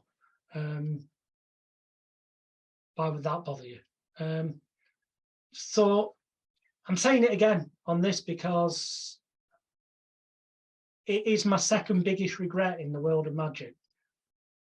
I'm sorry, it's not the biggest regret, Ross, but you'll understand why it isn't. It may actually be joint biggest, actually, you know, but I'm going to say it's the second biggest regret, because my biggest one is that around that same time period when I left school, I'd been rehearsing with David RK, and we'd got the sub-trunk down so bloody fast, it was unreal. Along the way, nearly completely knocking our kneecaps off, because this was a top loader, but battered and bruised, but we got it. It was laser quick. We had a levitation that ultimately, again, I'm not giving anything away here, because we invented it. It was ultimately a harness that fitted on David in such a manner that there were two arms that could come out like that, but would fold back in and hide under the costume. Now, these arms were incredibly strong metal. The whole thing was because his dad was a blacksmith. I would be able to stand, because he was slightly taller than me, but stand slightly knee bent, but make it look as though I just jumped up into the air and levitated, because I'd suddenly allow one of these metal things that had been unfolded to go under this armpit and one here. And because they were like a decent length, there was quite visibly from the front perspective a big gap between David and myself, giving the impression there couldn't possibly be any connection. And yeah, obviously he's slightly leant back because of the weight. However, here's the thing, I don't think I can do it on camera. No, I can't. But I could yoga position both my legs into a jump up in the air and cross my legs position, and have them at such an angle that it looked as though I'm just suddenly jumped into the air, I'm levitating. And that's what it looked like. But then just by doing that, so effectively moving my legs up slowly, it visually from the front looked like I was rising up in the air more. Also, because when I jumped in the air, I kind of neck down. So my legs are going up and then my neck's extending. But I was actually in the same position, but my legs have gone up. And it looked like I was levitating higher into the air. It was a pretty damn good levitation, actually. Yeah. I don't know why I died. Anyway, yeah, we bought this entire act together, and we had a season booked for doing the Haven Holiday circuit. And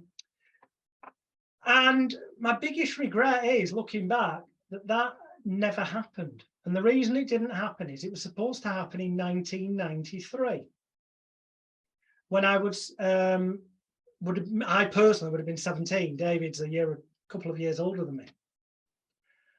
And towards the end of 1992,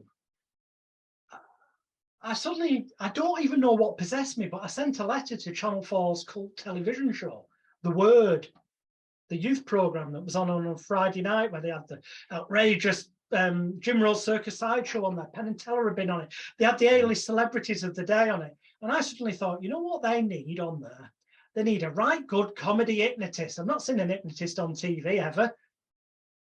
I wrote them a letter in what would have been December 1992, just before Christmas. Start of January 1993, just after Christmas, I get a phone call. Hi, it's Planning 24 Productions here. We make The Word on Channel 4. We've got your letter. You're never going to believe this, but coincidentally, we've got planned for a week on Friday to do a Battle of the Hypnotist competition. It'll be the first time there's been stage hypnotist on British television for years. And your letter's arrived, and you appear to be the youngest stage hypnotist in England, and we want you on the show with veterans Peter Powers and Ken Webster. And I was like, whoa. I went, yeah, I'm up for that. They said, we'll get back to you tomorrow, blah, blah, blah. They get back to me the next day, and they say, slight technical itch. One of the hypnotists, and they never told me which, but Peter Powers swears blind that it wasn't him. Apparently had kicked up a stink saying that they refused to appear on TV with a young upstart who'd been in the business 5 minutes. I pointed out to the guys at Channel 4 I'd actually been in show business longer than probably both of them at that point, or at least about the same, albeit that started off as a circus clown. But if they meant as a hypnotist, then yeah, I had only been doing it for a couple of years. That's true. I don't think that went down too well. It appeared that, you know, they were going to pull me, but the executive producer turned around and said, look, we're being told that you can't do this. that you can't do what you claim.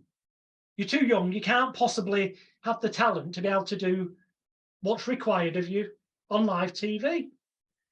I said, well, I can. Well, they paid for a train ticket for me. They paid for me to go to London. I went to London. This is the week before the show they were planning on doing. And I went in, and there were only 6 members of the production team there. 6 people. Now, anyone who knows about stage hypnosis knows it's a numbers game. Until you get to a point that you know every trick in the book, then there's ways around it. But for this context, numbers game, I've got 6 people, and I've got to try and lock some of the hands together to then get somebody under to prove I can do this on live TV. Even though on live TV, I'm going to have a much bigger audience to work with, so I believe. So I go through it. 5 out of 6 people's hands locked together. I'm like, go on, inside my head. 5 out of 5 people go under. I end up with the executive producer's secretary, who was this lovely looking blonde, young female. Sleep, when you wake up, you'll be in love with the hypnotist. The more he ignores you, the more you madly, passionately, and deeply fall in love with him. The more he ignores you, the more you want to get his attention. I'm ignoring her. She's trying to grab hold of me. She ends up grabbing hold of me, sticking her tongue down my throat before I can say sleep. I have to pull away and go sleep and get her back on the chair. That's it. They turn around and say, it's all right, you can wake them up, you're booked. And it turned out that they, if the story is true, different people tell me different versions. But the ultimate thing is that it ended up being just me and Peter Powers that ended up on the Word the following Friday on live TV in front of millions of people. And the morning after, Manchester Evening News covered it, national newspapers covered it. I then got offered a residency at a nightclub called the London Bus Emporium nightclub in High Wycombe, where I ended up doing shows practically every night of the week. I was doing shows. I had the Wycombe Wanderers football team come along, and I hypnotised most of their players. I had celebrities travelling from London to see the show where I was hypnotising. I wish it was in this day and age, because there'd be so much evidence, but you just got to take my word for it. This happened. I'll speak to the Wycombe Wanderers football team of 1993, and they'll confirm every one of their players ended up getting their kit off on stage and sleeping with, at the time, Alex Leroy, as it was. And booking just went after booking. And next thing you know, having travelled the world, from Seychelles to Bahrain, to bloody Barbados, working for Richard Branson celebrity parties, to having my own 1-hour TV special on German RTL in 1994, filming a 6-part surreal comedy TV series in Amsterdam in 2001, which was broadcast out in some weird places in Europe, but I've now got the rights on it, and it's for free on my website under Life in the Bus Lane.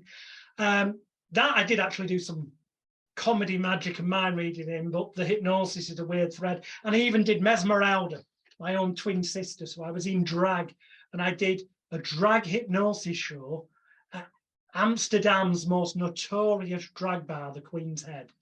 The first and only time I've ever done a drag act. I walked into the Lion's Den.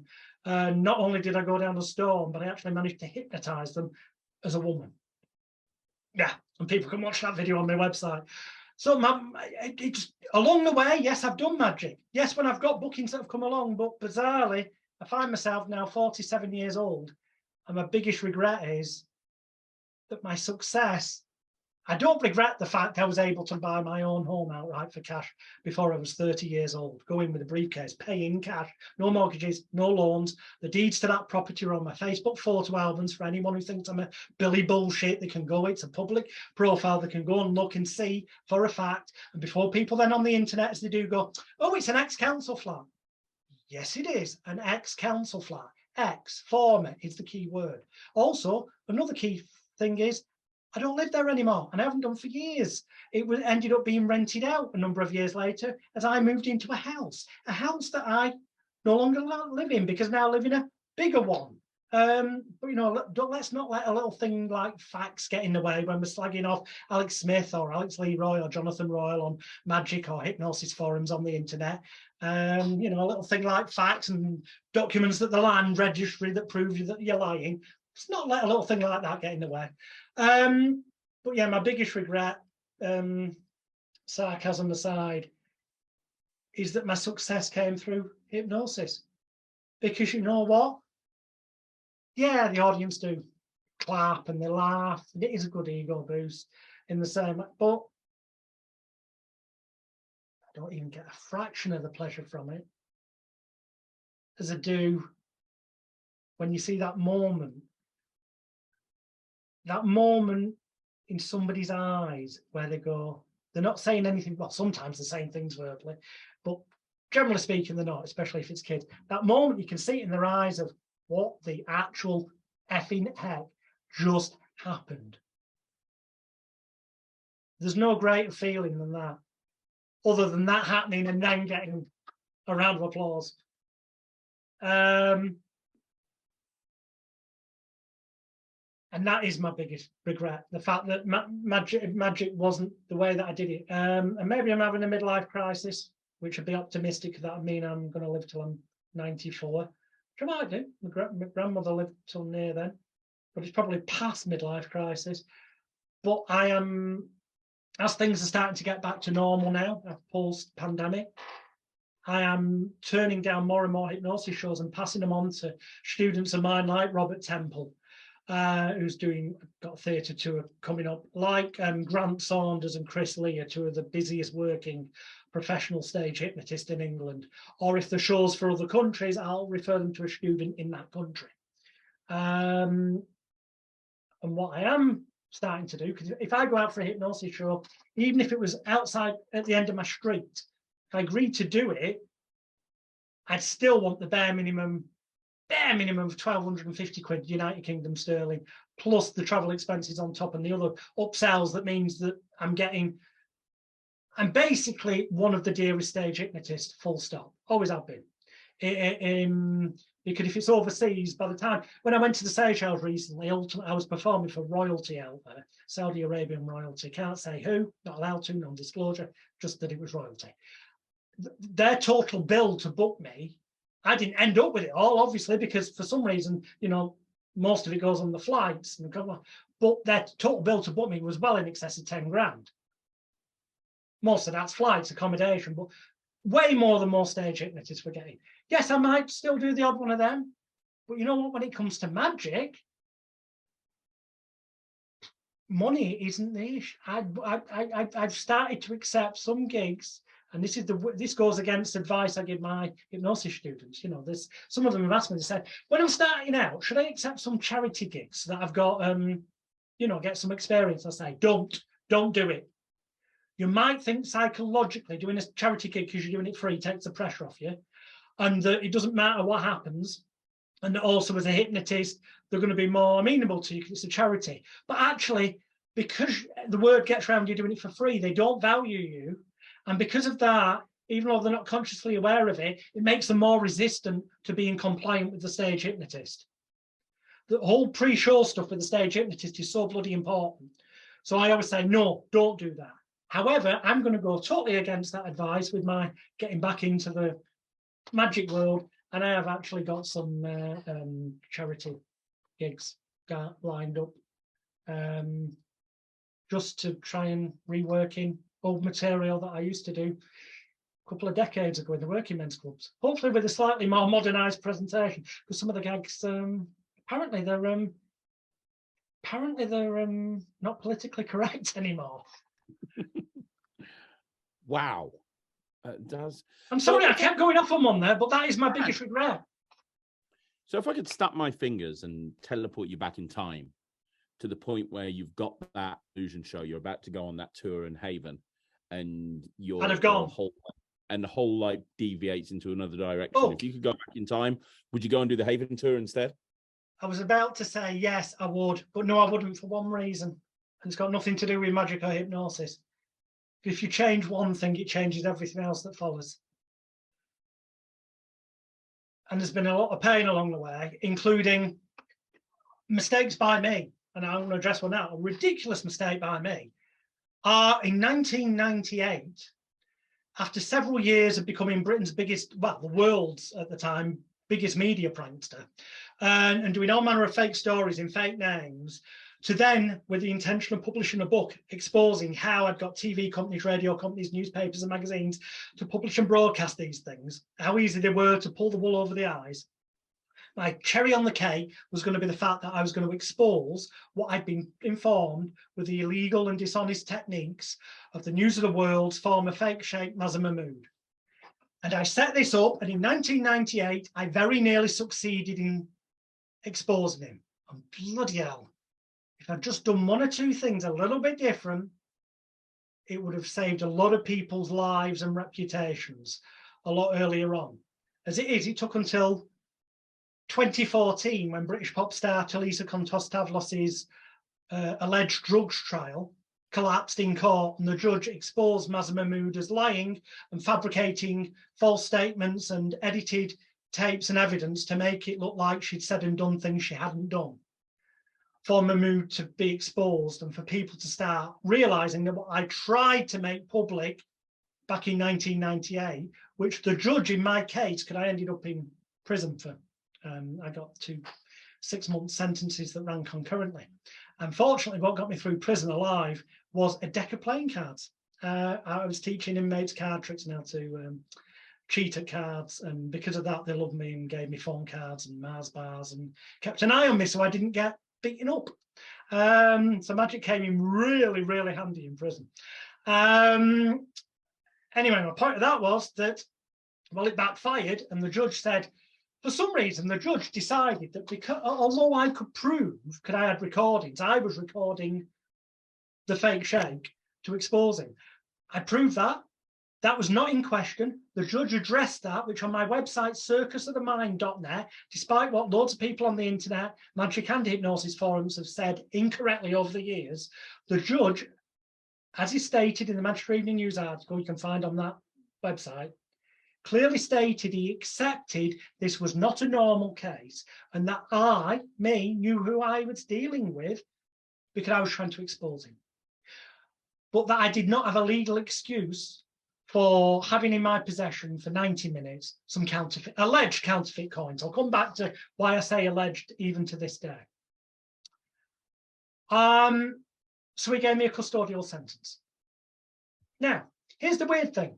They never gave Mazza Mahmood, who they accepted was buying the coins off me, apparently. They never gave him any prison time. He was given what they call journalistic privilege, because apparently he was doing a story in the public interest. Now, my barrister at the time was arguing the fact that as the judge accepted I had audio tapes and recordings, I was going to be going to a rival newspaper with a public interest story that arguably, surely, was more in the public interest than what Mahmood was claiming, because I would be exposing that lots of his other stories were fabricated lies. Well, they didn't give me journalistic privilege. Well, they didn't then. And I say they didn't then because I now understand why. Can we fast forward? Talisa trial collapses 2014. I end up with a solicitor who tells me, you can now appeal your case because there's evidence that I said, well, there was evidence in 1998, but they wouldn't kind of accept it from me. They went, well, there definitely is now, and it's in the course of this court case. An appeal went in, long story got cut short. The single judge turned it down.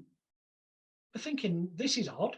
We were sure it would get our convictions, not just me, but there was also London's Burning and Grange actor John Elford, Herbie Hydes, the heavyweight boxer, Mazza Majid, the cricket hater, and a whole bunch of us had the same solicitor.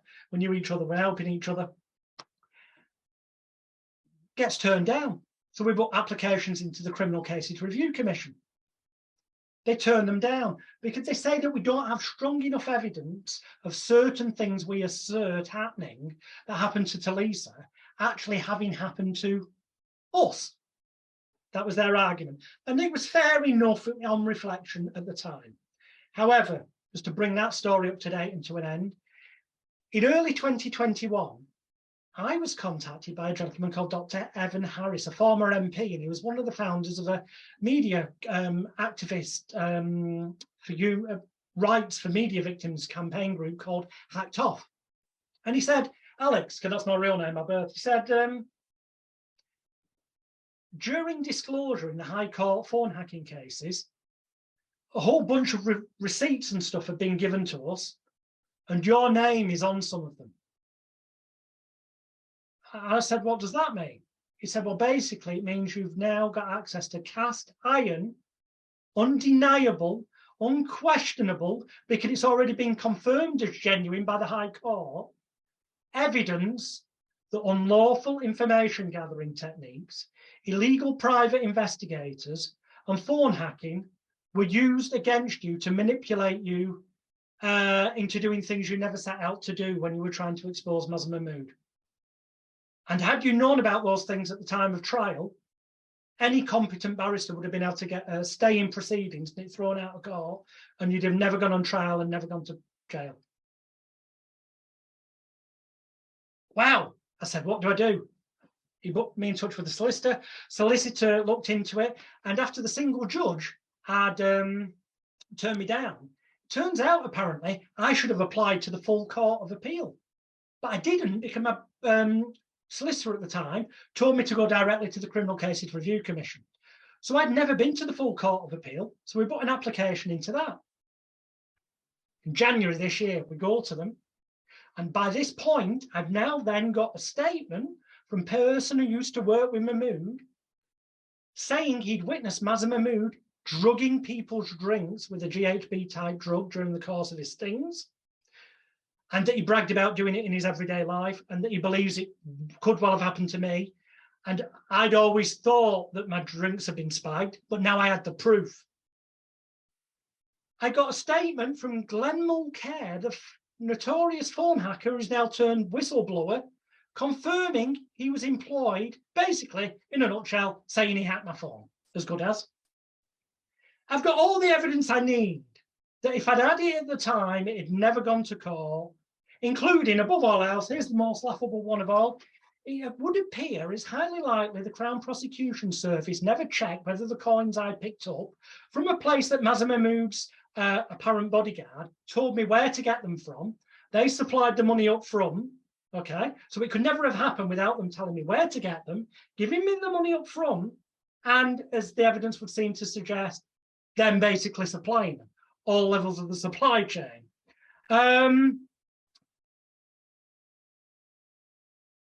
The coins were never sent to the Royal Mint. I've got written confirmation that they keep records from that time period. They do get sent stuff by the CPS and law enforcement, but there's nothing connected to the News of the World or any of my stage names or birth name from that time period, which would suggest the coins were never checked, which would make you think, surely the police Crown Prosecution Service can't be that incompetent. And then you realise this, which I'll end this bit on.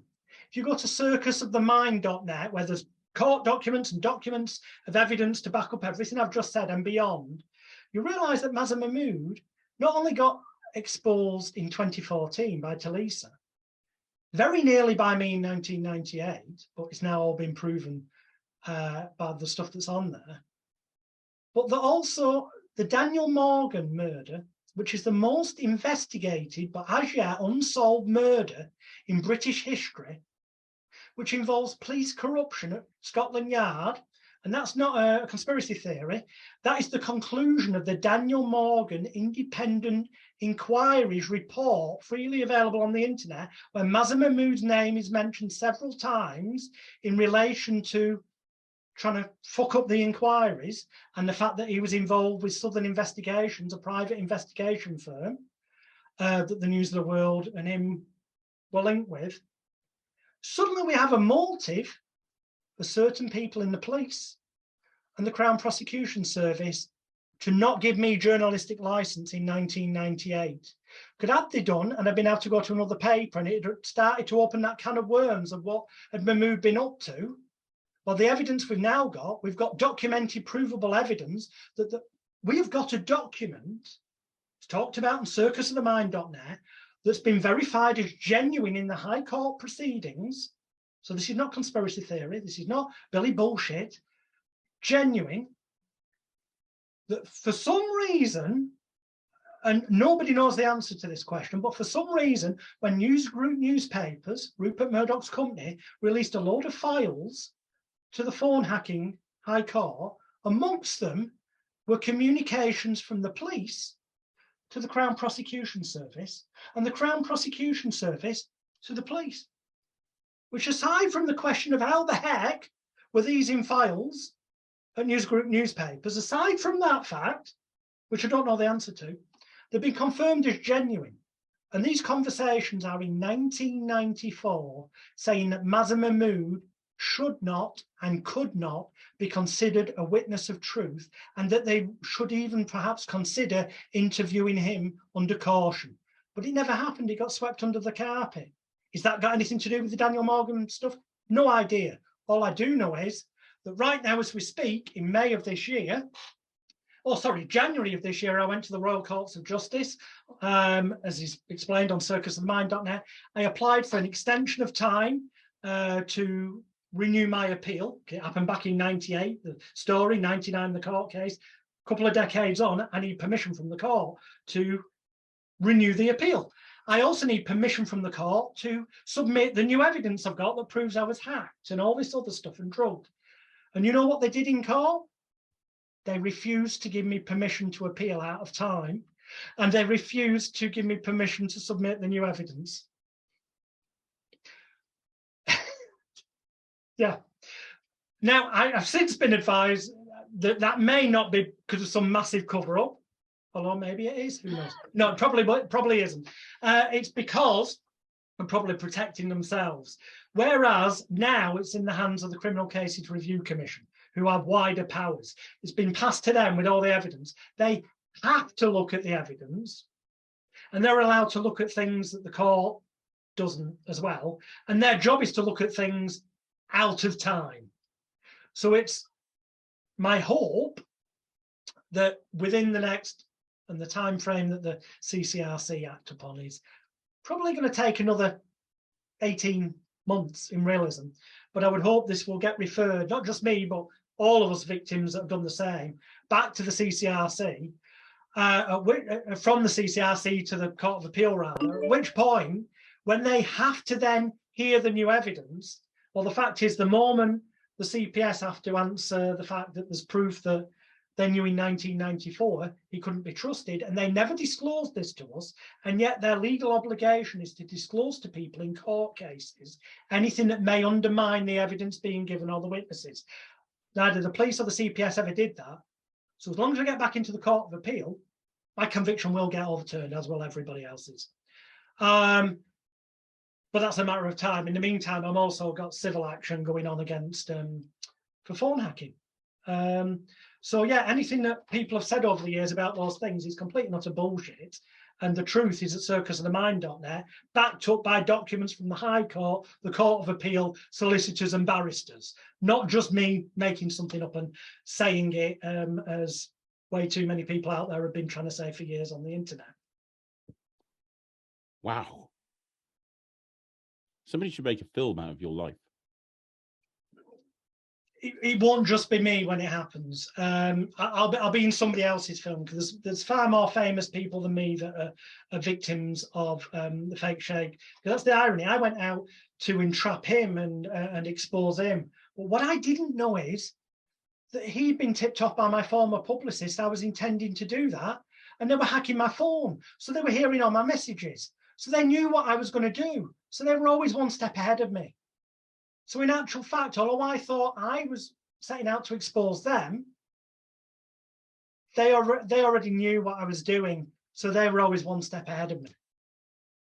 And that's where it screwed up. But I mean, I was fucking ridiculous. 80, 85, 90, 80, 85, 90, 95, 96, 97, 98. It was early 98. So I was 22. I was full of myself because I'd been on hundreds of TV shows around the world by that time. I'd been on the front page of every national newspaper multiple times in different names. Some of the stories were real. I mean, I cured a lady's fear of traffic wardens. And why that would ever then make the front page of the Sun, God knows. But they did it as a front page, fear of the yellow peril. A picture of her, apparently scared of a traffic warden, and then he said, see inside for full story. Now this was the full front page of the Sun and a double page spread inside in 1990, I think that was 96. It must have been a slow news day that day for that to end up making front and double page spread. God knows, got loads of therapy clients off it. Some of the stories were true, but most of them were manufactured for that aim of the book that I was going to be writing, which I have actually written. It will come out at some point, that book, once the conviction's overturned, and I'm then allowed to talk more freely than I just have done about the evidence I've spoken about. I'm allowed to legally, because it's in the public domain, hence it's on circusofthemind.net. But I've got other evidence as well. But I can't talk about it because it's not been cleared by the High Court yet. Wow. Wow. Never give up. Look, the moral of that in application to magic, hypnosis, performance, or anything is two things.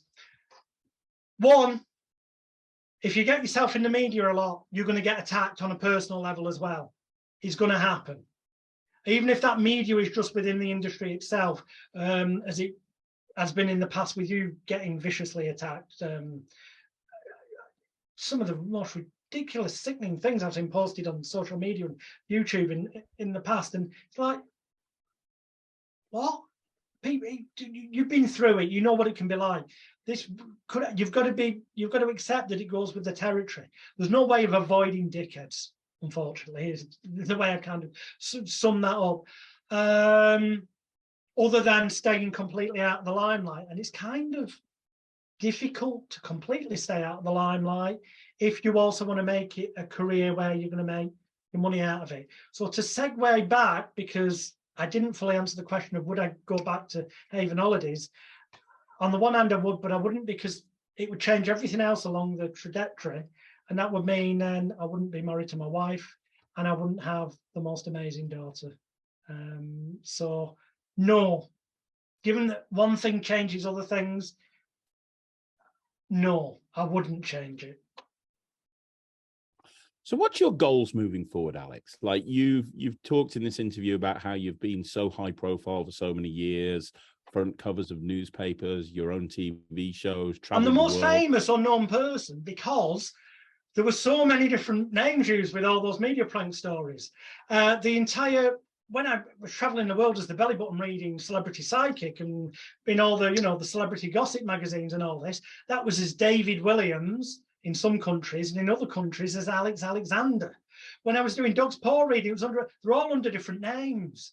If they'd have all been done under one name, I'd be like world famous now. But there again, I'd have never pulled off many of the ridiculous media scams that I did if I'd suddenly gone from being Mr. Belly Button Man to the guy who's addicted to Quavers crisps, or the guy who's addicted to eating beetroot, or any of the other. It just wouldn't have fitted together.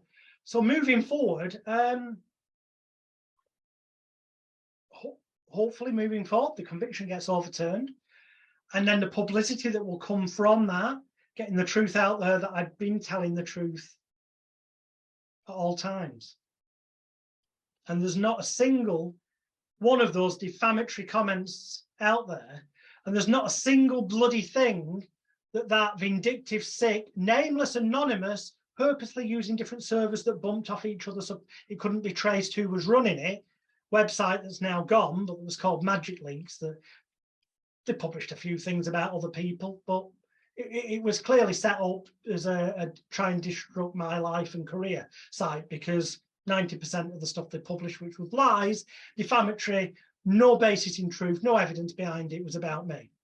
And any bullshit they published and other people then went on to believe and say, well, let's just say, without mentioning names, there's a lot of people, including some high-profile people, both in the hypnosis and magic industry and show business in general, who want to, from here on in, especially as I get closer to getting my compensation,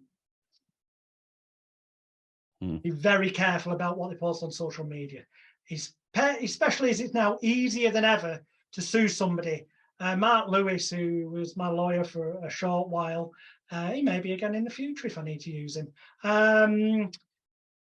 He's famous. He's the Twitter libel specialist.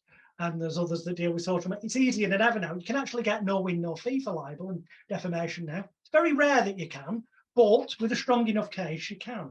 And I have been advised that if my conviction's overturned, or rather when it is being positive, then I would have a strong enough case against anyone who was to then continue posting such defamatory, untrue bullshit as they have done in the past. But I'd like to be able to then draw a line under that, but springboard off it, the publicity that we'll be able to get in the media from it, obviously not in certain people's media, because they tend to not talk about when they lose court cases. But the others do, your Guardians and your Daily Mails and stuff. They like to put the knife in on the paper that's fucked up. I'd like to perhaps do a show called Almost a Magician, part semi-biographical, kind of have to be much better scripted than me going off on one in this interview, but kind of giving the story with the pictures of the clown and then Alex Lee, pictures appearing, but every now and again punctuated with a clown gag early on, then punctuated with a Svengali deck demonstration, which I mean, I left that out. I'm going to segue back to Mark Lewis. Wow, Mark Lewis, I mentioned him earlier. Years later, at the age of 15, I was one of the youngest people to ever be given a job by Marvin's Magic at the time. I know they've given work experience to people since then, but back in 80, 85, 90, well, actually, it was 1991, but I hadn't turned 16 at the point. So I was still 15 when they interviewed me. Mark Paul interviewed me. I was given the job. I took on the Bolton store, Debenhams, for the Christmas season. And I was their single, by far, most successful Svengali deck and other magic tricks demonstrator out of the entire Marvin's Magic. And I mean, including, I sold more in a day in Bolton, Debenhams, in the arse end of the universe, than any of the demonstrators did in a week in even Hamleys, Harrods, or whatever. I was the top of the sales list every week. I'm saying this publicly. If it's untrue, I'm sure Mark Paul and Marvin Burglas will come forward and publicly shame me. Although if you go on my Facebook profile, facebook.com/Alex the Hypnotist, look in the photo album, you'll see photographs of me with Marvin at various magic conventions where I've got a crowd around me and I've related this story, and it is confirmed that was true, because it was. And aside from that, the sales figures, they're on my website, magicalguru.com, on the magic page. The evidence is there. I was their best ever Sven deck demonstrator at the time, because I was using my experience from having worked on the front of the Paul Daniels Magic Exhibition and also working on fairgrounds and circuses, getting people into parading shows, which is what pitching is, with my experience as a performer, with the Svengali deck pitch that I was taught by a guy called Adam Harms, Harmes, who was over from Canada, and he was the guy going out teaching people. He said, I've not taught anyone else this pitch. He said, well, I'm going to teach it you because I can see you'll use it well. He might have said that to everyone, but I know I got the highest sales figures, so God knows. But I actually think from what Mark Lewis has told me, I am the only one he taught it to that year. And he taught me a pitch that I didn't know at the time, but I found out a few years later it was Mark Lewis's. And then I got in contact with Mark, and that's when we found out that it was him that had the magic concession tailing back to the Paul Daniels Magic Museum that I'd worked on the outside of years ago, and bought my first Sven deck from him. So I bought my first Sven deck from Mark Lewis and ended up being the best, highest income Sven deck demonstrator for Marvin's Magic. So much so that when all the other stores closed after Christmas, except Hamleys, that's all year round, and Harrods, but the regional ones, when they did it in every Debenhams, which they don't do anymore, they all closed down, and I remained open for another week. They asked me to stay on, and then after that they asked me to move into House of Fraser in Manchester and do a couple of weeks there in the January sales, which they normally didn't do, just because I was so bloody good. Yeah, which I know that's arrogant and egotistical, like what I've just said. I'm sorry, but it's true. I can't change the truth. Now, hopefully, I've not purposely been doing what they call in NLP open loops, or what they call in storytelling, starting stories and leaving them open, which they teach you in public speaking. I promise you, I've not purposely been doing that. But if I had been, I think I've given the tail end of all the stories except what do I see in the future? Well, hopefully a show that maybe will be called something like Almost a Magician, autobiographical combined with stuff. And I would actually like to be impaled at the end of it on, I'd have to have a new one built. Unfortunately, David Arcade's dad's no longer with us, but some of the staff, and I think the guy who actually made the sword for us, that's not phallic, that is the sword, and there's the handle. I know it's in mine, but hey, multi-talented. To get another one made, I'd like to be impaled at the end so that everything in the show would be something that's genuinely happened in life, documented by media, press cuttings, photographs, or video clips. Like, you know, you want to see me on TV at 8 years old as Flap the Clown, go on my website, click on TV shows, and there's a little clip there when I was plugging one of our theatre shows. It's all the stuff's there, the idea embryo's there, all the bits individually I've done at some point in my career, but not together in that kind of form. But it wouldn't be saleable yet. Not a manner that, because as Rob talked about in his interview, getting bums on seats is way harder than a lot of people would make it out to be, especially in theatres and stuff. Unless you're a name, it's a bit easier for hypnotists because it's got a certain novelty factor. You could argue the same for magicians, but a kind of more performance arty type show that's a bit of everything, which is what we're on about. It's not one thing, it's not another. It's going to lose some people here. It's, you know, Tell You did do something like that incredibly well. Paul Zeno, his Lincoln Ring show. Yes. Excellent acting, genuine parallels with his real life and Houdini's life and stuff. I recommend anyone to actually watch that. He pulled it off, but he's, you know, with the general public, especially with the countdown audience and stuff, he's got a name. I haven't quite got that name these days. In the 90s, I did as a hypnotist. I most certainly don't have as a magician to the general public. But I know that when certain court cases end, the media coverage of them, I can capitalize on when they ask the obvious, what's life got in store for you now? I can go on the news night. Well, yeah, actually, I'm going to be at next year's Edinburgh Festival.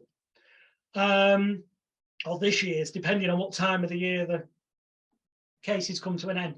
And I can go, boom, because it won't take a massive amount of prep to put the show together because it's all kind of there in bits and the images exist.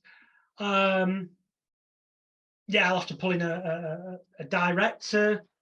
Will be the wise thing to do, but it wouldn't take too long.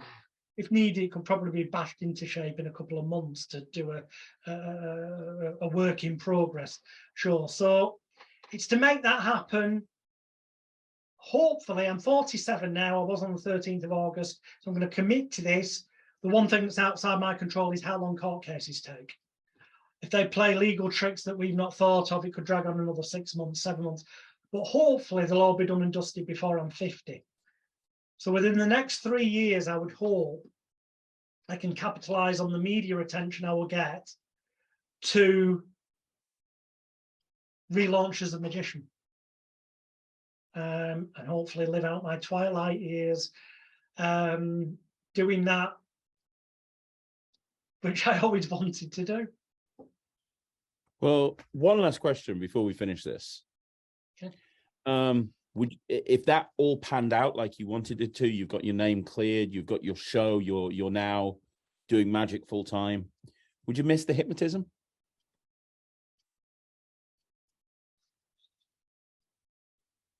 Well, I wouldn't miss it because I would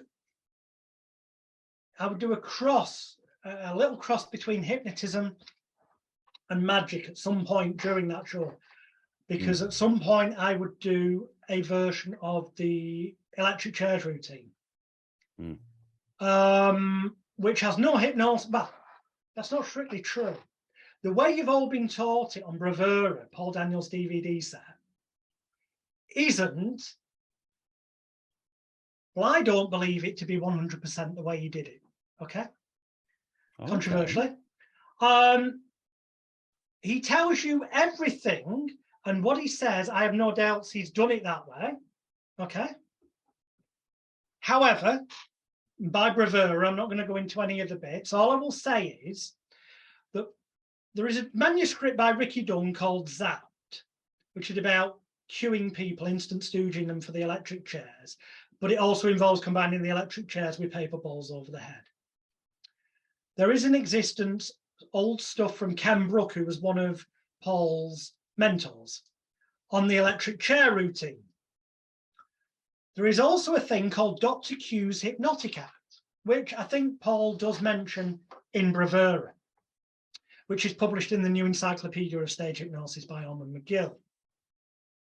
He also does mention that off mic, he uses a one-ahead system and do it again. And he kind of talks when people are not looking, they're distracted. However, what he didn't go into too much depth about on Bravura, or maybe I'm just remembering wrong because it's a few months since I watched it and I watch it quite regularly, is the extent to which his skills as a ventriloquist were used in that routine. Paul was an incredibly good ventriloquist. Now, I remember being at the Comedy Store in Manchester, and I'd got in before the show because I was having a chat with Paul, and I'd gone to the loo, and I came out of the loo, and Paul was coming down the stairs to go to the loo, and as I start walking up the stairs, I heard his voice go,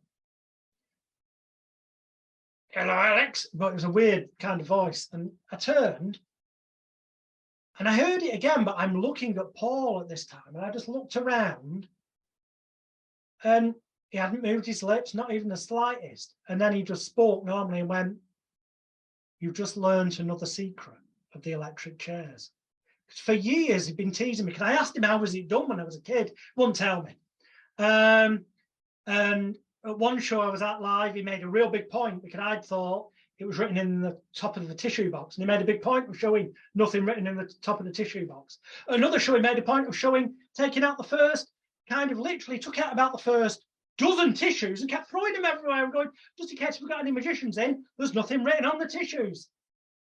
Well, anyone who's got Bravura will know how he was able to do that, to prove that wasn't part of it.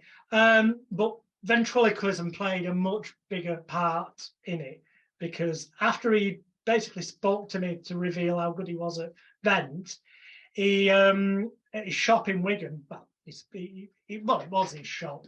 It was apparently Paul Jr.'s route out of a criminal lifestyle, which didn't quite work, so according to the newspapers and the courts.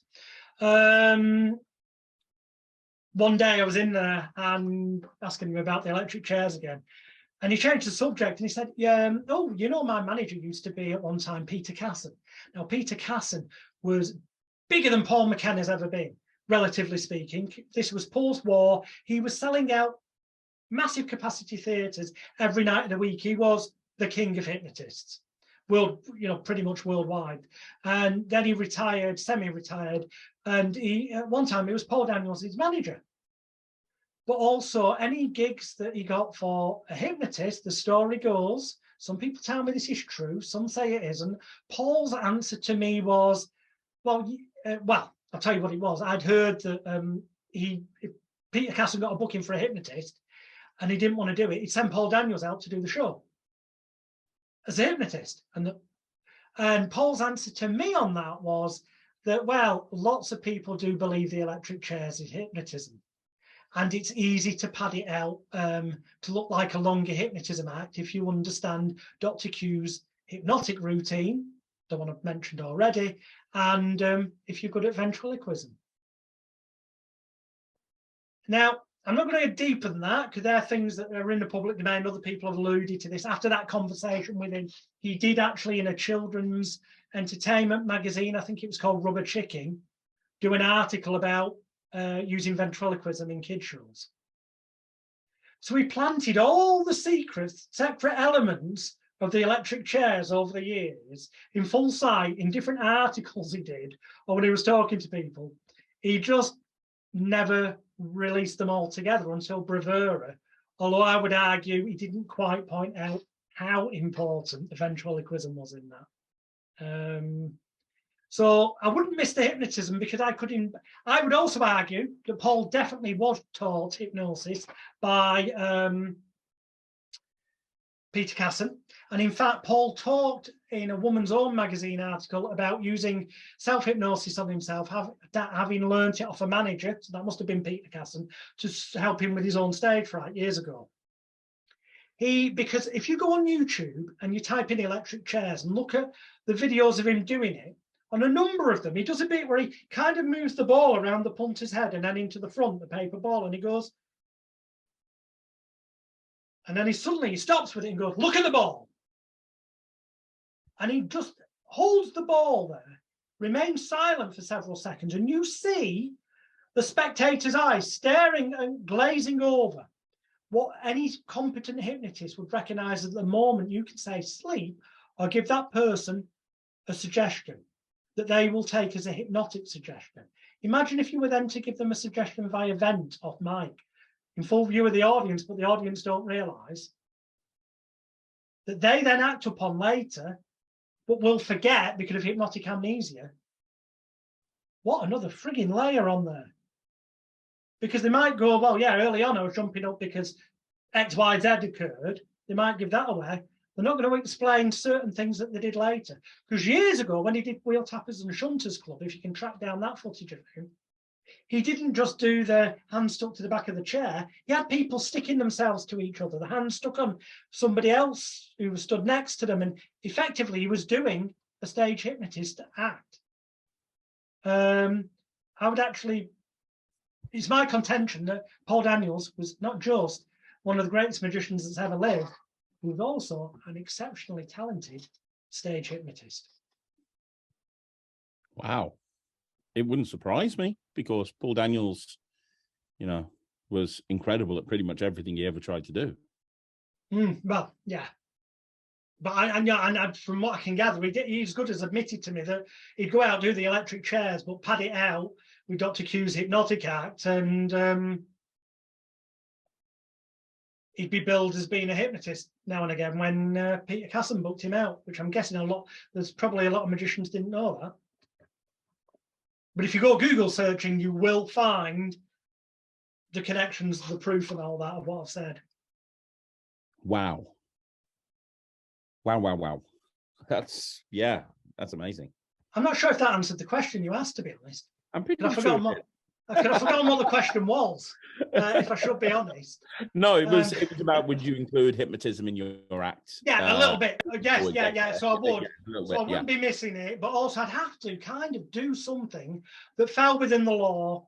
I wouldn't do a full hypno section, because frankly, then you've got to apply for a license under the 1952 Hypnotism Act. And don't get me started on that. We'll be here for 3 hours, because 99% of magicians and mentalists who are using just a little bit of suggestion or hypnosis in their acts are breaking the law. And therefore, you are invalidating your public liability insurance. And if somebody, because you've not got your license under the 1952 Hypnotism Act, for the venue, individual, every separate venue has to have one.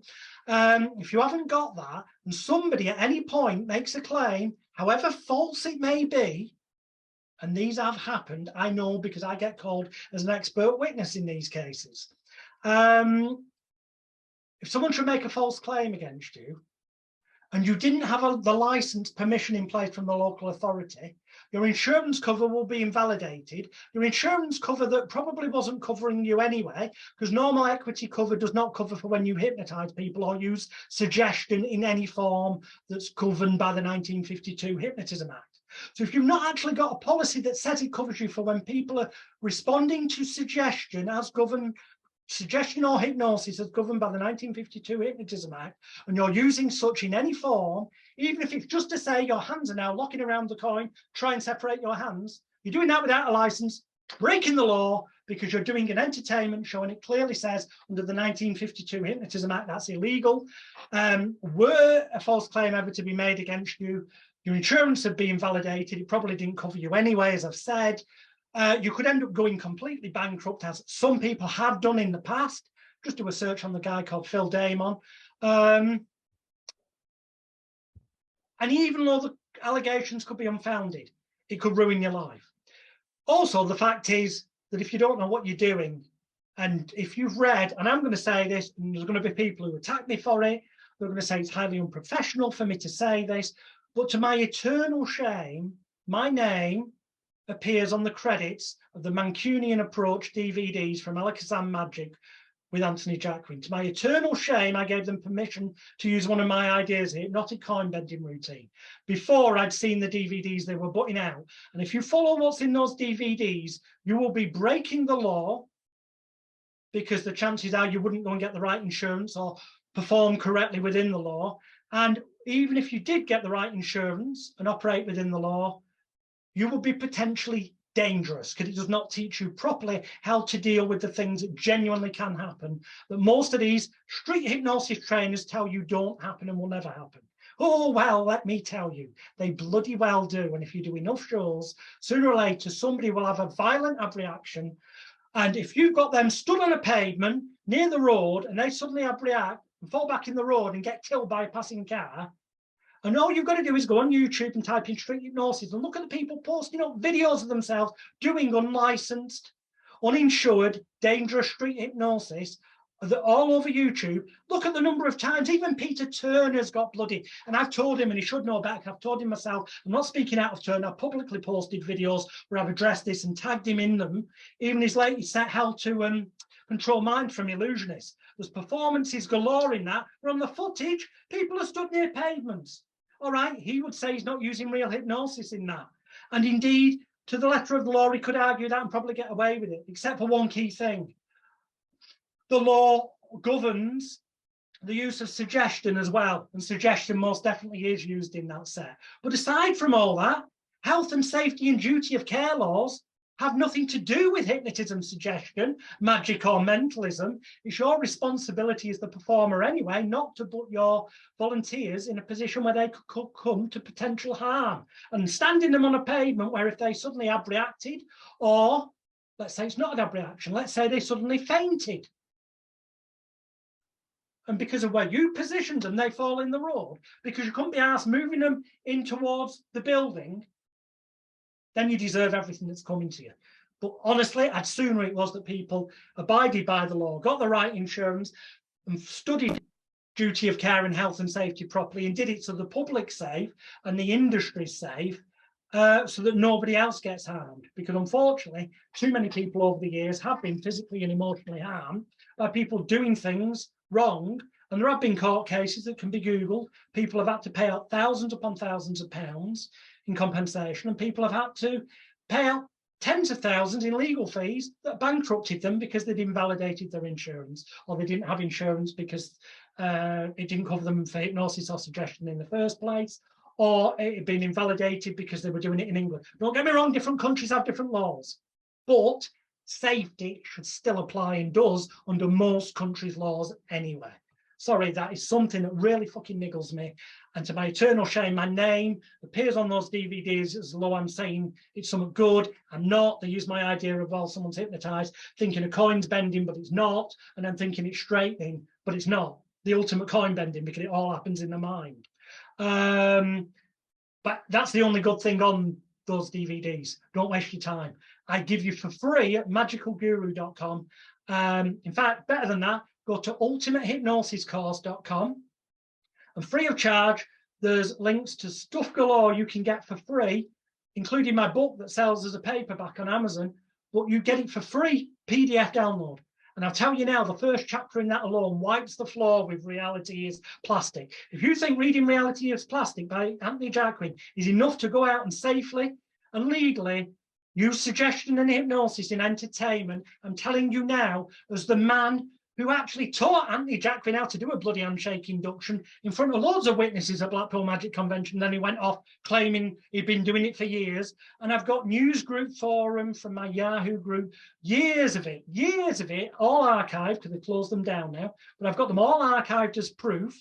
So we can never disprove what I'm about to state, which is that he, for years, was asking my advice on a daily basis in my Yahoo Hypnotorious forum, and then went off and either put into action and claimed he'd learnt it elsewhere, what I taught him, or completely ignored what I taught him and just went off and did things that were breaking the law because he may have done, but if he's ever had a license granted under the 1952 Hypnotism Act for anything he's videoed and put up on YouTube, I'll learn to juggle water and plait sawdust, which means that it invalidated his insurance on all occasions, because the insurance can't be valid in England, can be in other countries, but it cannot possibly be valid in England if you're not operating correctly within the 1952 Hypnotism Act. Sorry for that ramble. Sounds like a personal attack, it isn't. Anthony Jacquin is a human being, great guy.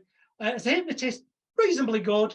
But in terms of learning stage hypnosis, go to the person who's taught more people in this world who are now filling theatres, headlining five-star cruise ships around the world, advising television names, and yet, you know, even Darren Brown's production company, Objective, have bought pretty much every DVD I've ever released. Even stuff that I've got a set out called There's No Such Thing as Hypnosis, and there's an idea in there about turning the time on somebody's watch while they're under hypnosis for time distortion. Well, that was the embryo to Darren Brown's Total Eclipse routine from his TV show. How do I know that for a fact? Well, they bought my DVDs, and I also was bragging about this at Blackpool Magic Convention in 2009. I walked away, this group of people there go looking at me like I'm Billy Bullshit, and one person has the balls to say something and says, "That's not entirely true, is it? The entire idea isn't from there." And I went, "All right, you've got an argument, but the watch thing, changing the time under hypnosis to give them time distortion, blah, blah, blah." I said, if you look at my No Such Thing as Hypnosis DVDs and you say you have, you can't deny that that's taught there in a manner that's not taught anywhere else. And they confirmed it in front of everyone. I walk away from the group over to my wife and my daughter's godfather and a few other people who were talking outside the bar. And the first thing they said to me was, "Oh, what were you talking to Andy Nyman about?" Now, I didn't recognize him, because at the time he had a beard, and I would have mentally made the recognition of him without the beard. And that's one of those moments in life when you realize, isn't it a good job you only talk the truth when you're in front of people? Because at the end of the day, you confirmed that Objective did buy all my DVDs. So much so they used loads of stuff from There's No Such Thing as Hypnosis on Rajan and the Evil Hypnotist, the Channel 4 series. All the things you see done on the fairground, like somebody standing there like a letter T and having the hairs burnt off their body with a blowtorch, that's done action for action, word for word, the way I teach it in There's No Such Thing as Hypnosis DVDs. But you can get a grounding for free, ultimatehypnosiscourse.com, or if you go to Blackpool Magic Convention 2023, the day before the convention begins on the Thursday, the day of the auction, from 2 o'clock in the afternoon till 6:30, that's right. Sorry, no, it's 2:30 till 6:30. That's the advertised times. All the details are on hypnosisblackpool.com, or it might be blackpoolhypnosis.com. One of those two websites, can't even remember myself. But on there are the details. There's literally only going to be allowed a maximum of 50 people in the room because of the capacity of where I've hired and booked and paid for, which only people who book get to find out, and they only get told the day before on the Wednesday where the venue is, because I know there's people out there who hate me who would try and cancel the venue. However, I can say that it's less than a 5-minute walk from the Winter Gardens, less than a 10-minute walk from the Ruskin. So it's easy to find. And I'll be doing a 4-hour interactive masterclass on stage hypnosis and street hypnotism techniques that can be combined with magic and mentalism if you want, but also covering how to do it fully lawfully, legally, licensed and insured where it needs to, and also covering the places in the world where it doesn't need to be. but safety still applies to them all. I'm teaching you enough as well so you could do a complete comedy stage hypnosis show. I'm giving you only to those people who attend, though. Don't think you can book a ticket and then get this free gift. You can't. You have to show up on the day to get the gift. But everything I've ever produced about stage hypnosis, which you bought individually, you'll see, would cost you the best part of £1,000 to buy off magic dealers as different downloads. You will get free of charge access to if you show up live at the event. And here's the stinger of it all. What's it going to cost you? Well, the reason I'm doing it this cheap is because it's being filmed professionally. I've got a proper film crew coming, and it's part of a project I'm doing. It might be bonus material for a certain American magic company down the line. So it's only going to cost you £47, United Kingdom sterling, to be in the room and learn the things that other people have paid me thousands to learn, and they're now got their own TV shows, headlining in theatres, appearing on 5-star cruise ships. Nobody on this planet has taught more people who are currently working professional stage hypnotists than me. It sounds egotistical, but try and prove me wrong. The evidence is at ultimatehypnosiscourse.com. Wow, that's incredible.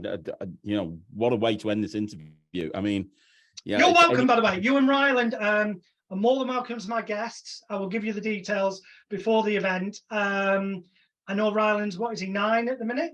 Yeah, 9. He's 10. So he'll be 10 by then. He could be the youngest person to legally, lawfully, correctly licensed and insured, because believe me, I won't let you make any mistakes and trip up, to add some legitimate suggestion work into his performances at some point. Wow. You're welcome to bring him along. Thank you, mate. That's amazing. And seriously, anybody, I mean, having spoken to Rob Temple, having spoken to you a lot of times, Rob just waxes lyrical about you all the time. He's, like you say. Another great interview that Craig did. I mean, they're all great. I watch them religiously. They've all got nuggets of gold in them. The Andy Nyman one, bloody hellfire. Just watch it if you haven't. But you interviewed my mate Paul Roberts as well, who obviously I know I was mentioned in that as well.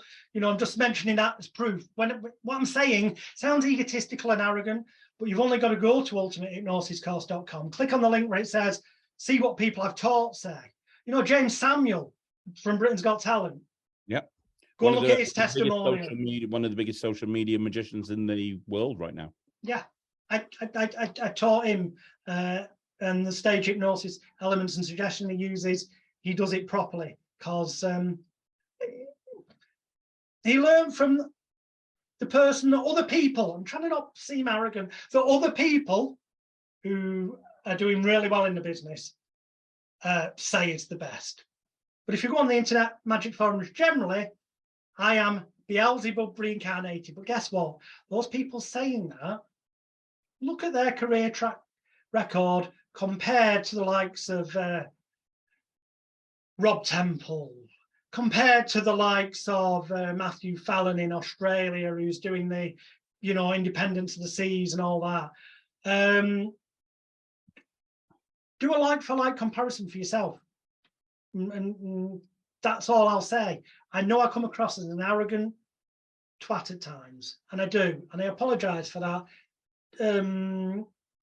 And I really do come across that way on the internet when it's typed, because there's no voice tones, there's no facial expressions, and so it can be misunderstood. But I make no apologies for telling the truth that nobody out there can teach you hypnosis even remotely closely to the level that I do, which is why, well, do what I said. Do the research for yourself. Yeah. Prove me wrong. Go to ultimatehypnosiscourse.com if you don't like me. There will be people screaming at this screen. There's a video on there, a challenge to all hypnosis trainers in the world. And it categorically says, if anything I say on this webpage, if you can prove it untrue, please report me to the Advertising Standards Authority. Please report me to the police, because it would technically be a criminal offence of fraud, trying to obtain money by deception, if I was stating things on that page that are not true. Okay? But guess what? You won't. I ain't scared of getting arrested, because it ain't going to happen. and the Advertising Standards Authority ain't going to come to me because all the links to the evidence are there that this arrogant sounding claim is fact. Yeah. Yeah. Wow. Wow. Sorry, I really didn't mean to keep going off on one, but none of this was rehearsed. None of it, you know, as you know, we didn't. I wasn't warned about questions. You didn't know certain things. I just spoke to you like if we were sat down in the pub having a pint, mate. Yeah, and that's the best way these interviews. That's how I always run these interviews. I don't prep for anything. I don't think about questions beforehand. I just ask and see where things go. And this has been one of the most interesting, bizarre, and fun interviews I've ever done. Frankly, it's just been bizarre. I imagine, yeah, bizarre, absolutely fucking nuts, but in a good way. In a good way. And I've literally, you know, this interview's been running for 3 hours. Can I tell you one ridiculous final story? Oh, it just jumped into my head. I was booked to do the Hilton Hotel in Bahrain for a couple of shows, one for locals and then one for people from this company. And it was a comedy of errors in many regards because I had to fly there and we flew via, we had to go to Schiphol Airport in Amsterdam first, then get a flight to Kuwait and then from Kuwait to Bahrain. And when we get to Bahrain, which is on the day before the two shows are going to take place, we go to luggage handling and luggage isn't there, only to discover apparently all my luggage is still in Amsterdam. No props, no costumes, oh dear. But we're assured it'll be flown over later that night and brought to the hotel. Well, that night comes and goes and it's not there. The morning comes. That element of the story, the bottom line is, doesn't show up until 5 minutes after I walk off stage of the second show. And then it shows up at the hotel, the props, the costumes, the music. So in the meantime, I'd have to go out to the local market and buy something that could be presentable as an outfit. I had to buy a load of these knockoff, because they don't bother about copyright out there. They're clearly counterfeit music tapes. And I had to buy that one because it's got Michael Jackson's Beat It on it for when someone's becoming Michael Jackson. I had to buy the Madonna tape for the Madonna routine. Ended with about 50 different frigging audio cassettes. Then I had to go and set them on that track ready so my sound guy could just put in the right tape and press play. It was a nightmare. But two weird things. One was I'm being driven from the airport and I'm in the car being took to the hotel, and I suddenly, at the corner of my eye, I sense something. I think, no. I made that up and I turn, and we've gone too far at that point. But then we carry on, and suddenly I think maybe I wasn't losing the plot. Because in front of me, in the middle of the desert, is what I can only, and this sounds like I'm exaggerating, but given that there was people stood there, that let's say even if they were 6 foot, and I'm guessing they were shorter than that, but let's say 6 foot, round it up, these billboards were at least 24, 30 foot high by like street long in length, with my bloody face on, saying appearing at the Hilton Hotel. 1 day, 2 shows only, the biggest ad I've ever seen. I thought, shitting hell, I'm finally famous. Because this was like, oh, this is going back to this is about 1996, I think. I thought, wow, I'm finally famous. So everything's going to be perfect. Nothing will go wrong here. I know the luggage hasn't got here, but it'll be here tonight. It never arrived. We then get to rehearsal on the day of the show. My tech rider's been sent to them, and it says on them, I need a wireless microphone. Lesson to be learned from this. I walk in, and there's a lead mic in a stand. And I went, that'll be great for off stage. I'll use it for intro because my intro mini disc hasn't arrived unless it gets here before the show. So I'll do a voiceover with that. But for stage, I need the wireless mic. And they walked up to me, the sound guy, I kid you not, and he unplugged the cable from the Shure lead mic, put it on the floor, and he said, there you go, my friend, wireless. And I thought he was just having a joke, right? I thought, Bahrainian sound tech humor. I went, no, the real wireless mic. That's Per the rider. And he went, no wire, my friend. Wire in, wire out, wireless. I thought, have they got a new mic that I don't know about? So I start talking into it. And he goes, It won't work without wire, my friend. And that's when I realized there was no radio mic on site. From that moment forward, I changed my rider to say, especially for foreign countries, sorry, but it's only ever happened to me in foreign countries, and that because it has happened a couple of times. I changed the rider to clearly state wireless brackets radio microphone, which operates through a radio transmitter and receiver, and added those extra words. Although they managed to get one in at the last minute, otherwise I'd have been triggered doing the show. I could have done it. I'd had experience years ago, but from a health and safety point of view, it's your legal obligation as the performer to use whatever methodology for your trick, if it involves a volunteer from the audience, that is going to be this, not necessarily the most effective magical method. It has to be that which is the safest possible process and outcome with the least elements of risks to all those participating. Otherwise, you're breaking the Health and Safety at Work Act, which some would say doesn't apply to hypnotists or magicians, because it's about you as the employer and your employees. However, I've had a barrister look at this, and there is a very strong legal argument that the moment you get volunteers up to help you with your act, they are arguably under your direction and under your employ, so do suddenly come under the Health and Safety at Work Act in terms of whether or not your insurance would be valid, or whether or not you could defend a claim against you or not if there was. So it behoves you to do everything in a manner that's the safest possible with the least amount of risk. And sometimes that will mean maybe using a method that isn't as potentially magically strong, just because it's got less chance of harming the volunteers taking place. With hypnosis, yes, you could use a lead mic, but then there's more chance of volunteers tripping up. So in a world where radio microphones exist, it's your legal obligation, where possible, humanely possible, to use one, because then you've eliminated that risk of potential trippage. I know that sounds very anal, but to the letter of the law, that is what the law says. Wow. I know, don't worry, there'll be people shouting at the screen going, what a twat. You analytic, you're being so pedantic there. Yeah, I am, because I can tell you now, and you'll know this yourself, Craig, more and more, and any of the real true pros watching this who work proper high-end gigs in real 5-star hotels.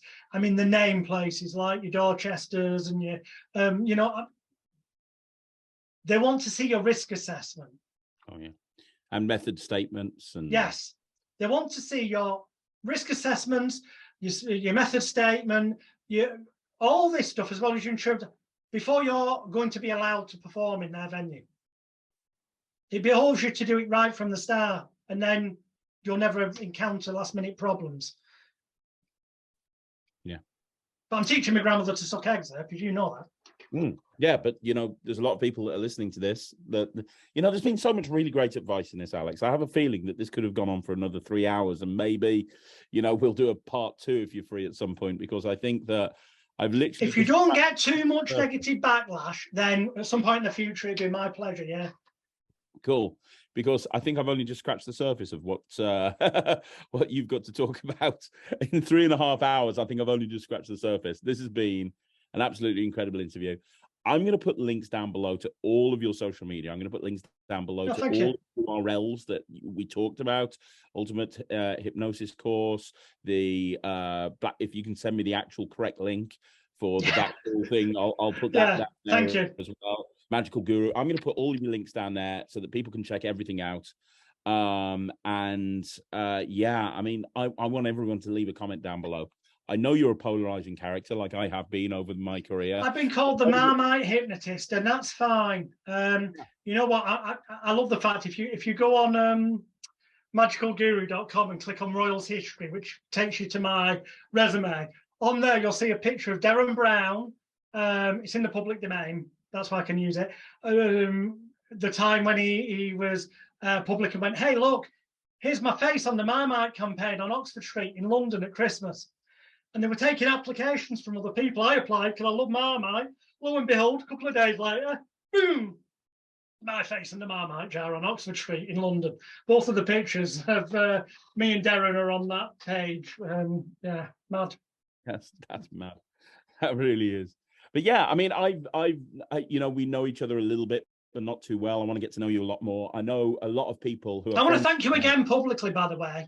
I know I've done it to your face and I've done it via message, but publicly, many of you know already. But if you haven't, if you got any lingering doubts about going up and speaking to Craig at a magic convention because of his perceived persona, the key word's persona, which means it's an act, it's not the real person, okay, which is torn down a lot in recent years anyway. Don't, because Christ almighty, in the Ruskin Hotel before the convention started, Craig stood there and gave me, Caldy Rome, a bunch of kids and other adults. I can't remember everyone's names, I'm sorry, but I did tag some of you at the time on social media. And he gave us a masterclass in card controls, card forcing, gave us a sneak peek of a phone app that I don't think he's brought out yet. But it did, wow, keep an eye out. This is like approaching. This guy is a freaking genius. And as he will confirm at the weekend just gone, myself, my wife and my daughter went up to Blackpool. We went to the air show with my in-laws. And in the evening, we went to see Ryland's working his new showing at that House of Secrets.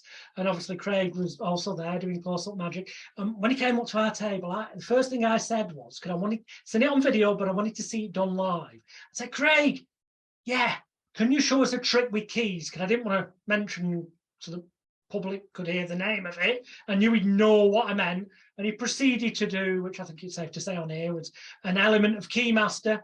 And some of it I was watching Craig, or some of it I was purposely watching the look on my daughter's face of, where, how the, that, what the F moment, and the look in the eyes when the other hole appeared on the key. That was real magic for me, was watching her reaction. And Ryland Shaw then just put the icing on the cake. His professionalism, his routining, which I know that Russ Stevens has helped a lot with, and he's the master at that. But, you know, he's learned so much from you, and it shows, it shines through. And then he did something at the end, which I'm not going to say what it was, because that's one of those things that's best witnessed live, and I don't want to spoil it for those people who've not seen it, but it was, I don't think I've given anything away to say there was a chair test, but the way that they ended, I didn't see it coming. What I thought was going to happen, I'm also not going to say, because, but what I thought was going to happen didn't happen. Magicians will be led up the garden path. Members of the public will probably also come to the conclusion that magicians were coming to, and then just go, what the heck just happened? That's, we've actually witnessed what could arguably called a stage illusion without realizing that we'd witnessed a stage illusion. Was that person really and I can't say anything else because it'd give away.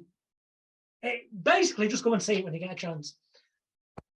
Thank you so much. I really appreciate that. I really do. I'm just telling you what I told you to your face. I never, positive or negative, I will not say anything about anyone. I'm not prepared to either post in public with my face attached or say directly to them, unlike the losers that leave negative comments for you and me, or and they're entitled to their opinion. They can think I'm crap or think fine.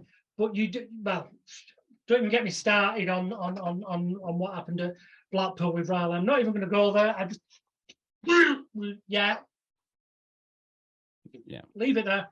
I know there will be people don't like me. That's fine. I don't really care now. Thankfully, I've got to a point in life that, yeah, don't get me wrong. I'm not saying that doesn't mean if I was to sit there and read through negative comment after negative comment, I ain't going to end up feeling like shit. I'm a human being. It's just that I'm not going to sit there and read through negative comment after negative comment anymore. I realise there's more important things to do in life. Yeah, absolutely. You got a wonderful family. You got your health. You got a great career. You've achieved so much. You've got big plans for the future. I hope I've got my health. I've got to go and have both my big toenails off next month because I've been growing toenails. But I've just had an hearing aid that I haven't got on, and I've just had that, so I'm going deaf. I purposely cut my hair this short. It's not that I'm going bald in this one area, which I am in one area. So by keeping it short, it doesn't look like it. It's because when it grows long, it's obvious it's ginger. You know? Yeah, well, you got to bear the cross that you're you choose. Yeah, I've got glasses for reading. I won't wear them very often, except when I'm reading.